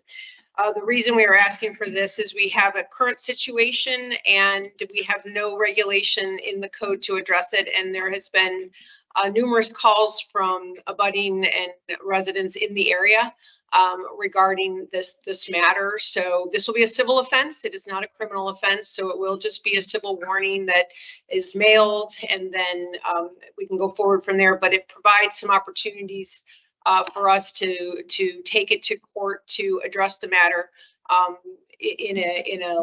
a level if we cannot resolve it beforehand. I do want to make one change before I open it up, before the chair opens it. Is Eric came late to advise me on this, and he verbally he would like to add in the new section I have at the end the words "is prohibited" for the new section B, even though I pointed out to him it is in the title. Oh, it's called prohibited occupancy, but he would like it there because the language in A actually has similar wording. So he's asked that we add that. And then he also has asked for the section in A, the existing text where it says for the penalties provided by this code, he'd like that removed because if you remember, I came back to you, I believe it was last year, and we made corrections to the civil offense code to make everything consistent in language for the civil offense. So anything in chapter 14 is already covered by the civil offense code. So this would lead to confusion. So it would be to strike the words from A and add the words "is prohibited." Thank you. All right. Any questions from council? No questions? Heidi. Yeah. It still seems a little sticky to me. So being used for human shelter for like more than one night, or, I mean. Actually, in the zoning code, it identifies anything over 60 days. It is classified as permanent housing and subject to Ohio Building Code. So that's why I want to bring that language from the zoning code into this. This provides us an opportunity, though, to address the current situation, and then we will probably make sure that those time periods align. And again, it is 60 days using it for housing. So this would not be a situation, for example, where you have kids in the backyard, they sleep out there every night, but they're coming inside using your restroom, they're using the kitchen, that kind of thing. This is literally 100% living in this facility, in these temporary housing situations. And the second question I have is, and this is limited to a temporary housing situation at a private property, or does this apply to like common properties like down by the river? Or yeah, it could be, but this is the property maintenance code is used on private property. Chapter 14 is specific to private property. So I can give you another example. We had a situation where someone was living in a trailer, which is a pop-up trailer, which you would take to a campground and it would be used for that purpose. However, the occupancy extended into equivalent of 4 or 5 months. There was absolutely no sanitation in this facility, and it was creating health hazards outside of it in the driveway. So this is focused on private property. And while I have examples, it is not something that happens often. Oftentimes it is coupled with somebody that has co-occurring mental health situation, but sometimes having the ability to issue this type of citation allows hopefully to move forward with getting the kind of assistance they really need. Thank you. Any other questions from council? Anyone from the audience have questions? All right, back to council. Move to approve the request With emergency. with the emergency. Second. All right, any discussion? I think, Bridget, you do a wonderful job of keeping us on task with our zoning. And I think it's real important our community understand the necessity of these type of things. When these things pop up, we have to, no pun intended, by the way. When these type of issues pop up in our neighborhoods, I think it's important that people understand that the city is looking out for everyone's best interest, including the person who may be living in that. Further discussion? Yes, Chris. Just want to say thank you, Bridget, for discussion earlier. I had some kind of just rudimentary questions you answered. I particularly appreciated the acknowledgement that many in our community are suffering from mental health illness, housing insecurity, and that this is not a as you say, criminalizing sleeping in a tent if you need that. It's an effort to resolve one particular situation and look at others which might fall into that bucket. But I think as council and the staff have proved, we're on the side of those who need these services. So thanks. Any further discussion? All right, all those in favor say aye. Aye. Opposed? Yes, thank you. And don't go away. Stay right there. Because you're up for continue enterprise zone agreement with Davy Tree Expert Company. Yes. So the city entered into an enterprise zone agreement with Davy for their third wing expansion on the corporate campus. An enterprise zone is actually a state and county program that provides real property tax exemptions on the value of the new investment. An agreement was entered into with Davy and the city, basically requiring that certain obligations to not only investment, but to payroll and jobs be met.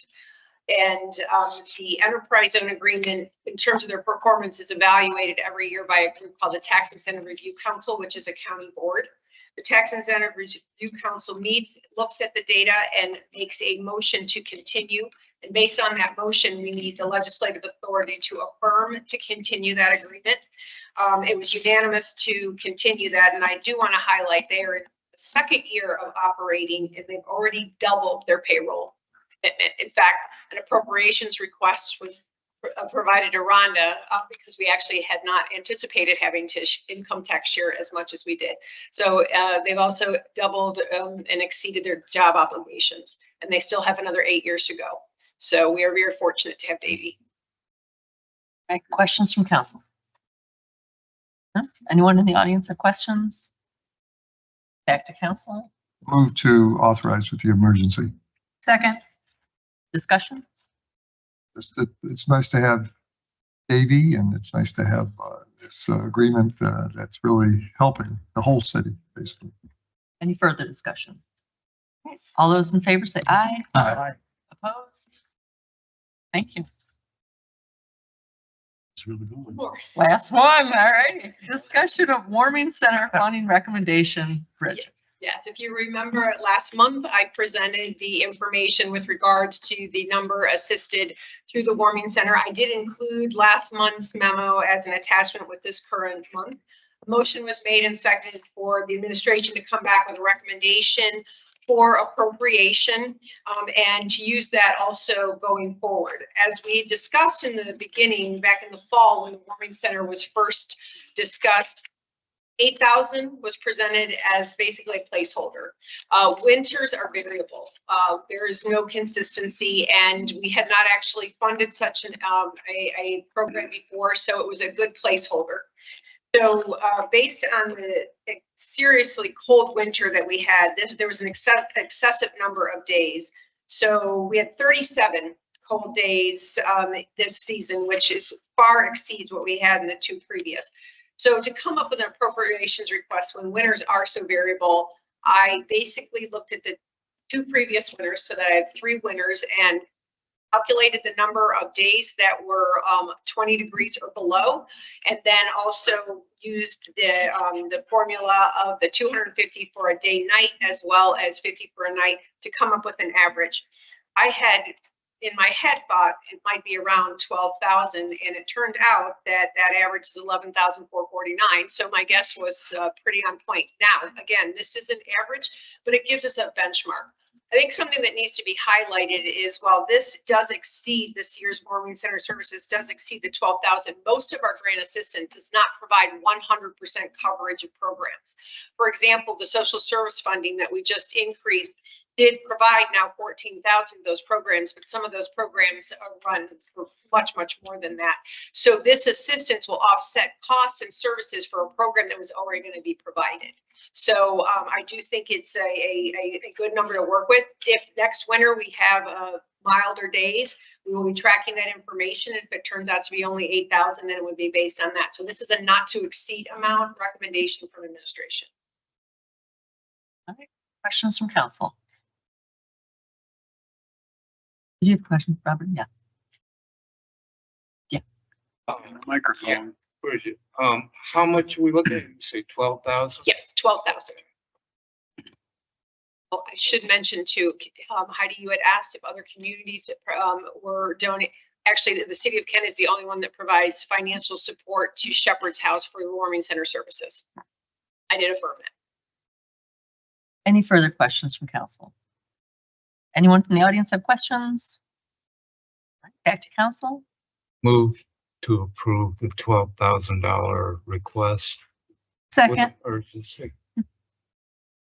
Any discussion?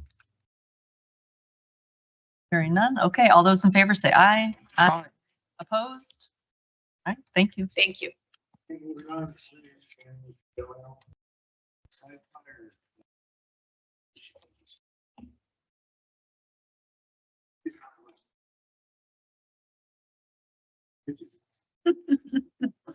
So first up on the agenda, you have the part 2 of the renewal of the fire levy, the 0.73 mil fire levy for West Side Station.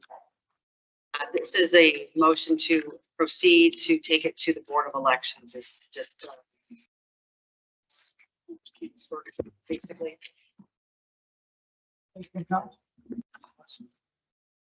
Self-explanatory. Anybody report? Yeah. Anybody in the audience have any questions on this one? That counts. Oh, I was saying to approve with emergency. I'll second that. In favor? Aye. This is just a third amendment for the year, a few items that we've come up with, and I request your approval. Questions from council on any amendments? Back to council. Move to approve with emergency. Second. Any discussion? All those in favor? Aye. See, that's how you're supposed to be. All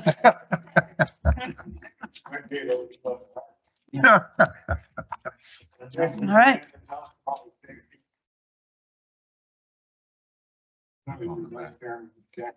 We have nothing, Mr. Mayor. All right. Drum roll. Land Use Committee has some business. That is. And Bridget's coming back to talk about proposed text amendments to the zoning code. Thank you. As Heidi mentioned, we have some proposed text amendments. As a reminder, text amendments need to go to Planning Commission for a recommendation. The public hearing was held earlier before this meeting, and then it now is before council. So as I do often, the zoning code is always fluid.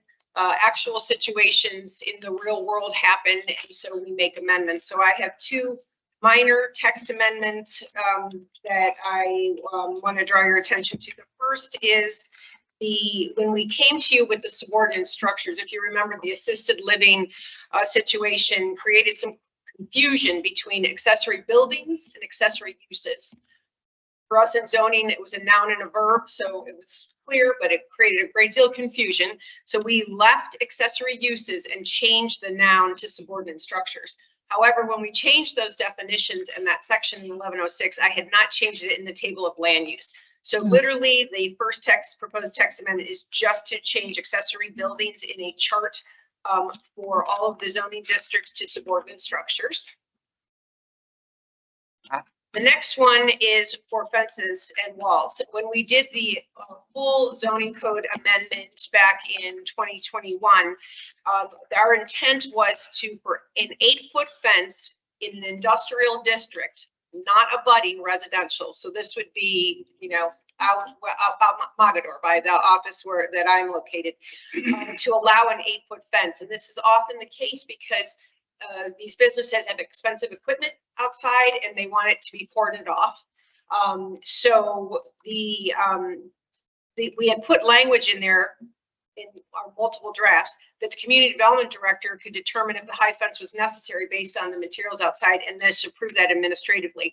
That did not actually make it into the zoning code. So to do the 8-foot fence, they actually had to submit a full planning commission application, which is what we do for all new builds, and submit the fee, go through the whole process. So we wanted to correct that. We didn't even realize this until there was one in the industrial district over by Tompkins Landing that wanted to put up an 8-foot fence, and we had to have them go through planning commission. So this allows in that very limited situation for it to be approved administratively. If an industrial abuts a residential and they were requesting that, we would take it to planning commission. Then the next one is because at 901 East Main Street, which is the Flash Crepes facility that is still not open, there is a large blue base in the middle of the flower bed in the front. It is an abandoned and operable light base. We did not have anything in our zoning code that required them to remove that. We do have language in there for the removal of abandoned signs. So a base from a sign had to be removed, but not this. And the owner of that property argued that it was a light. Show me where it's required. I couldn't. Painted blue and it is still there. So this is to address abandoned and operable lighting that might be left on an abandoned commercial facility so that we don't run into that situation again.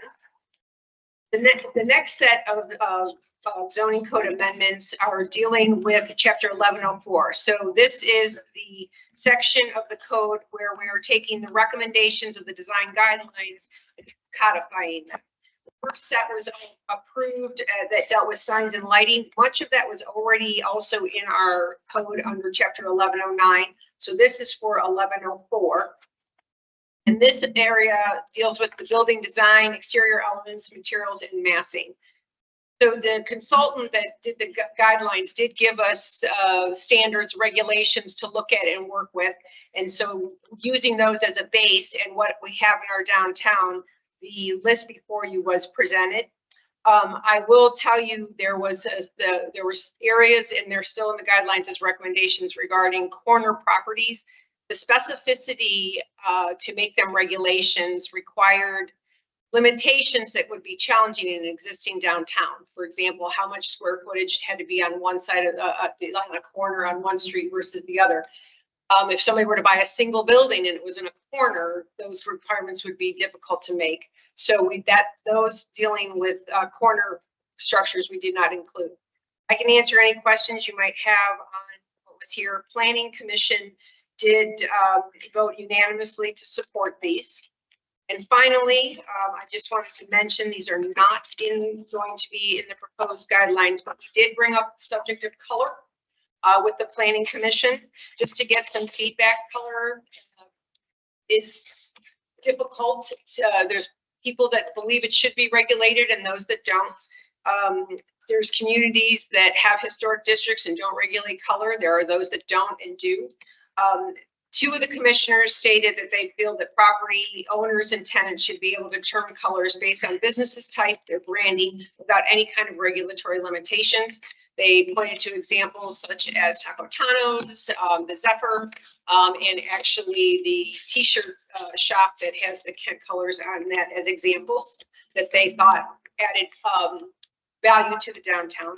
One commissioner supported regulating a neutral color on the main part of the building, but not on the trim, but acknowledged she doesn't know how you would define neutral in a time frame when neutral, even white, can cover dozens and dozens of shades. And one commissioner felt that both arguments had merit and kind of didn't want to come out on either side. So that is more of an issue that I'll take questions on the proposed text amendments, but also some guidance from council how you would like the administration to proceed with regards to color and the codifying it into the zoning code. All right. Let's tackle the text amendments first, as far as council's concerned, for questions for Bridget for the text amendments. Are there any questions from council? All right. Are there any questions or comments from the audience on the text amendments? Okay. Please come to the microphone, state your name, your address for the record. My name is Doug Fuller. I live at 1431 River Ridge Drive in Kent. I've lived here for about 55 years or so, and I've had a business in downtown for about 45 of those years as an architectural office. Been fortunate to be very involved in the city and love this place. My wife and I decided to move back to Kent because one in those days of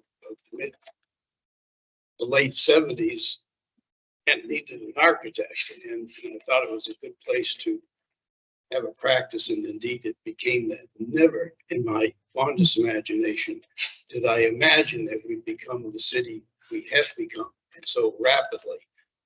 City council over the years made a point of doing that, and they hired the right guy to do it, and we've become a cornerstone of what small cities our size could be.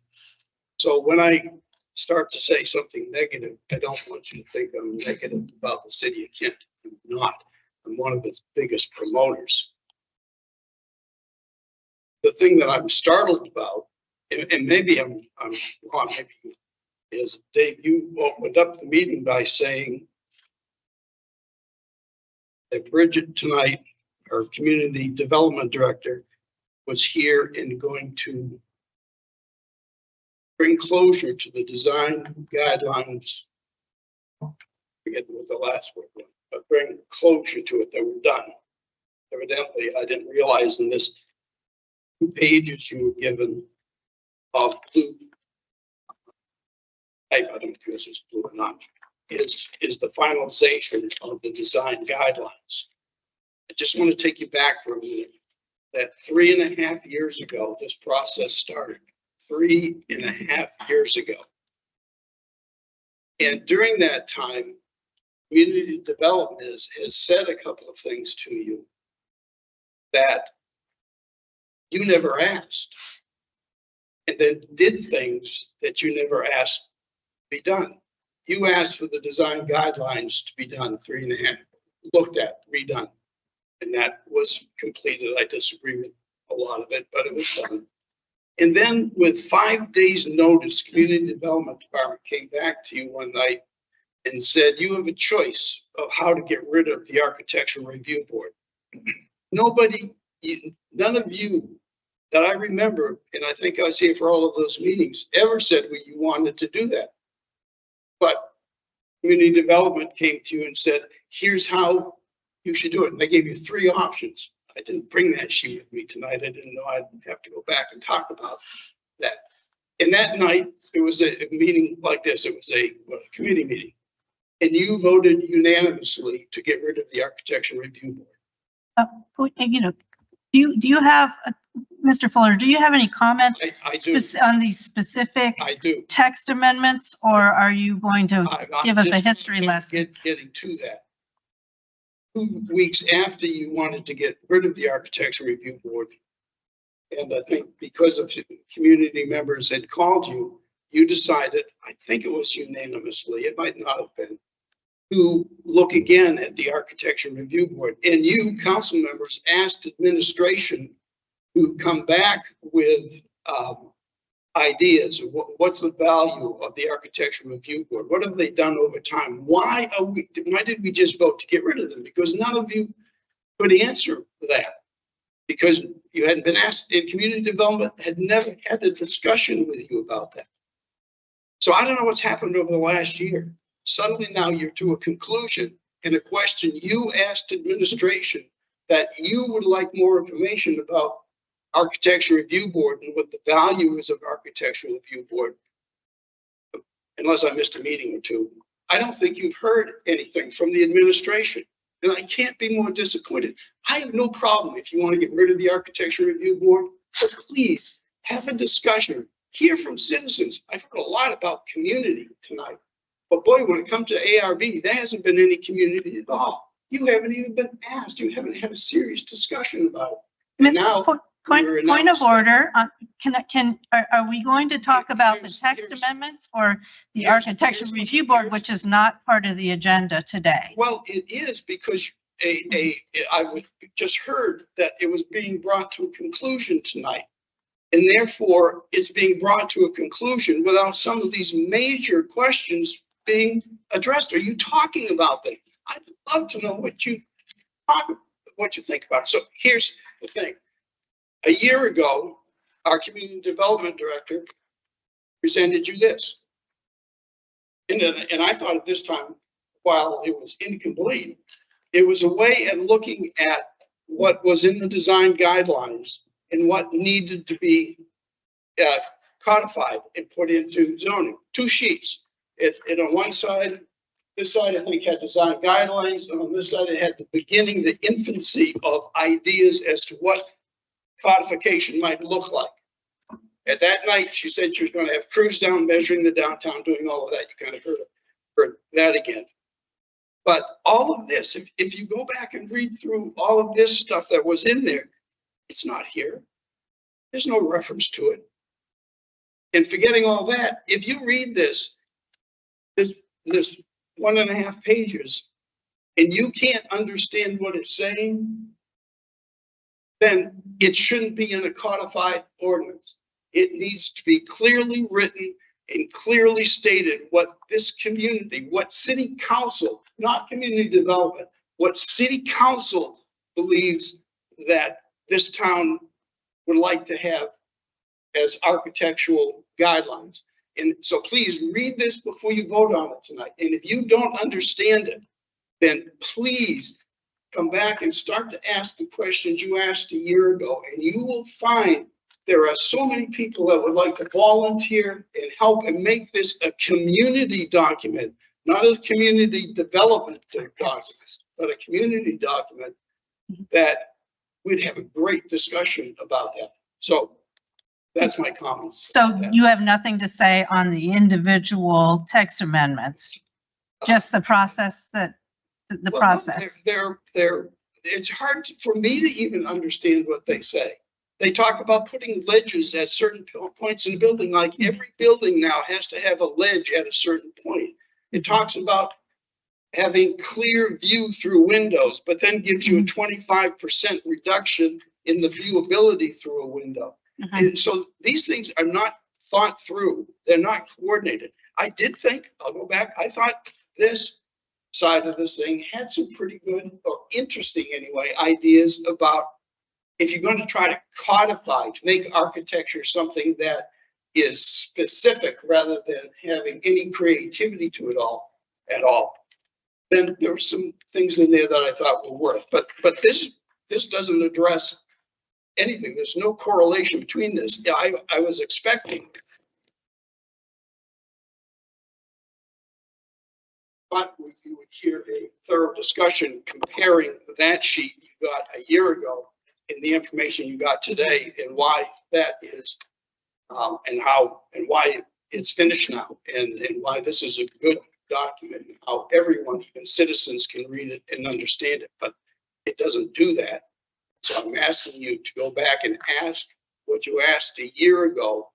Why don't we have Architecture Review Board? And let people come in here and tell you about it. Not in 3 minutes, in 2 weeks. There's so much to talk about. So much to talk about. So I'm asking more time after 3.5 years. Believe that? Yes, government does operate slowly at times. We've heard that. So let it operate a little slower and get the community involved. Thank you. Okay, thank you. And yeah, I just want to remind everyone that we're talking about these text amendments becoming part of the zoning code, not the role of the Architectural Review Board, which is on our pending list. And that may come up for future discussion, and we would invite you to come back and share your opinions on that and the process. Ms. Tipton. Bridget Tipton. I live at 458 West Main Street. I'm also an architect here in Kent. I'm back, right? Same issue. So to some of what Doug was saying, it is really difficult to codify design. And that's been the challenge from the outset. That's, I think, for brief history, that is what made being on the ARB difficult, was enforcing things that had a degree of interpretation. And so what's laid out here is as measurable as anything probably can be. What I think it does is tries to make design 12 items that are extremely measurable. So it really distills what design's possible of doing, and it's trying, again, like, if it's going to be law, it has to be easily interpreted. So I understand that. There are a couple things that if I were to try to apply these guidelines, I would need additional clarification. And so the first, under item 2, number 3, the part where it talks, and Doug mentioned this one too, but the part where it talks about projects a minimum of 1 foot from the building facade to differentiate the street level, first and or second floors from the upper floors. I'm a little bit worried about that being a requirement, because you don't really want a 1 foot projection at a building seam to collect water. That would be not great. I also don't love, from a design perspective, that we would get this like weird band around all the buildings around all of town. That would be really strange. The other things that are on here, the cornices banding or change in exterior material between levels, we do already see that downtown, and that is a little bit more of an appropriate way to handle it. The projection is the item in particular that I think is both not a great design feature at the urban scale, but also at the like micro water entering building scale. 2, 3, the last sentence of it. Yep. Just the projection part feels both like bad design, urban, and detailed. I did try to look quickly on the code online if design elements is defined. So item number 4, newly constructed buildings must incorporate a minimum of 2 design elements. I don't know what that means, what 2 design elements means. I get that they want some kind of attention to detail, overhang fenestration, material change, depth of plane, all these things. But I think design elements would need to be better defined to be enforceable. I think under number 3, item 2, windows situated must be between 3 and 10 feet of the building facade. I think this means the height, the windows, where the windows are positioned along the facade vertically, need to be above 3 feet and below 10 feet. But I think that the other requirements create that same limitation without being as prescriptive. So the one above, at least 60% of the first floor has to have windows. And then the next one, actually item 4, I feel like this one is overly constrained. That one feels redundant. It feels like that is achievable with the other requirements that are already put in. And then the last one that feels strange is item 3. And this one is probably it either needs a clarification or it needs to be removed completely, depending on what it actually means. So windows on the street level, measured at grade, exterior buildings facade frontage must be a height that is greater than the window's width. So if you can imagine like a double hung window in your home, that's a window that where the height is bigger than the width. Almost every building downtown, the street level windows are absolutely wider than they are tall. Rays, Fresco, Blacksburg Gallery, Gay Bricker, Pacific East, all of Acorn Alley, the Co-op, like all of these are wider than they are tall. Unless, so one, I think it should just go away. Or there's some clarity between what a window actually means. A lot of those windows have intermediate mullions, but they're installed as a singular window unit. So to an architect, a window means the total outside because it comes as a unit in most cases, or their storefront, and that is technically not a window. But in any case, I think that either needs to be clarified because all of those windows that I explained have those intermediate divisions, which is mentioned elsewhere, but that's not how you order a window. it would be the whole thing. And so almost every window downtown I think we all like is actually still wider than is tall. So that one needs either clarification about the division or it should be removed. Those are my thoughts. And I also just really wish we had a board that could help negotiate all the nuances of these things. So I know the goal was to codify, and these are the types of things that can be codified. And even within the few, there are things that need to be negotiated. And so I do still wish we had a board. That's not what we're here to talk about. I recognize that, but they're related because we could help with this. But I like that we're circling in on things that are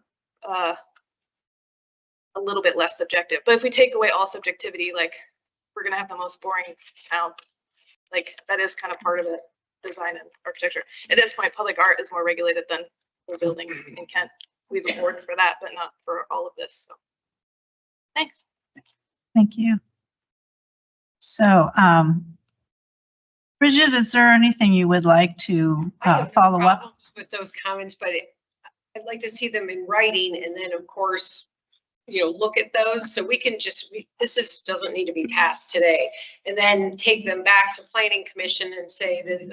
But if those could be provided to me in writing, yeah, like you could even take this and just mark it right in there so I can see, and then we could take it back to them and then come back. So I have no problem. And I did want to say that administration did not say to get rid of the Architects Review Board. We listed 3 variables, and the council has delayed that decision until after the design guidelines are addressed in the code. Thank you. So just need time, that's fine. I can. Are there any follow-up questions from council or comments? So we'll be coming back? Yeah. Okay. Yeah. Thank you very much. We're adjourned. Thanks for coming tonight.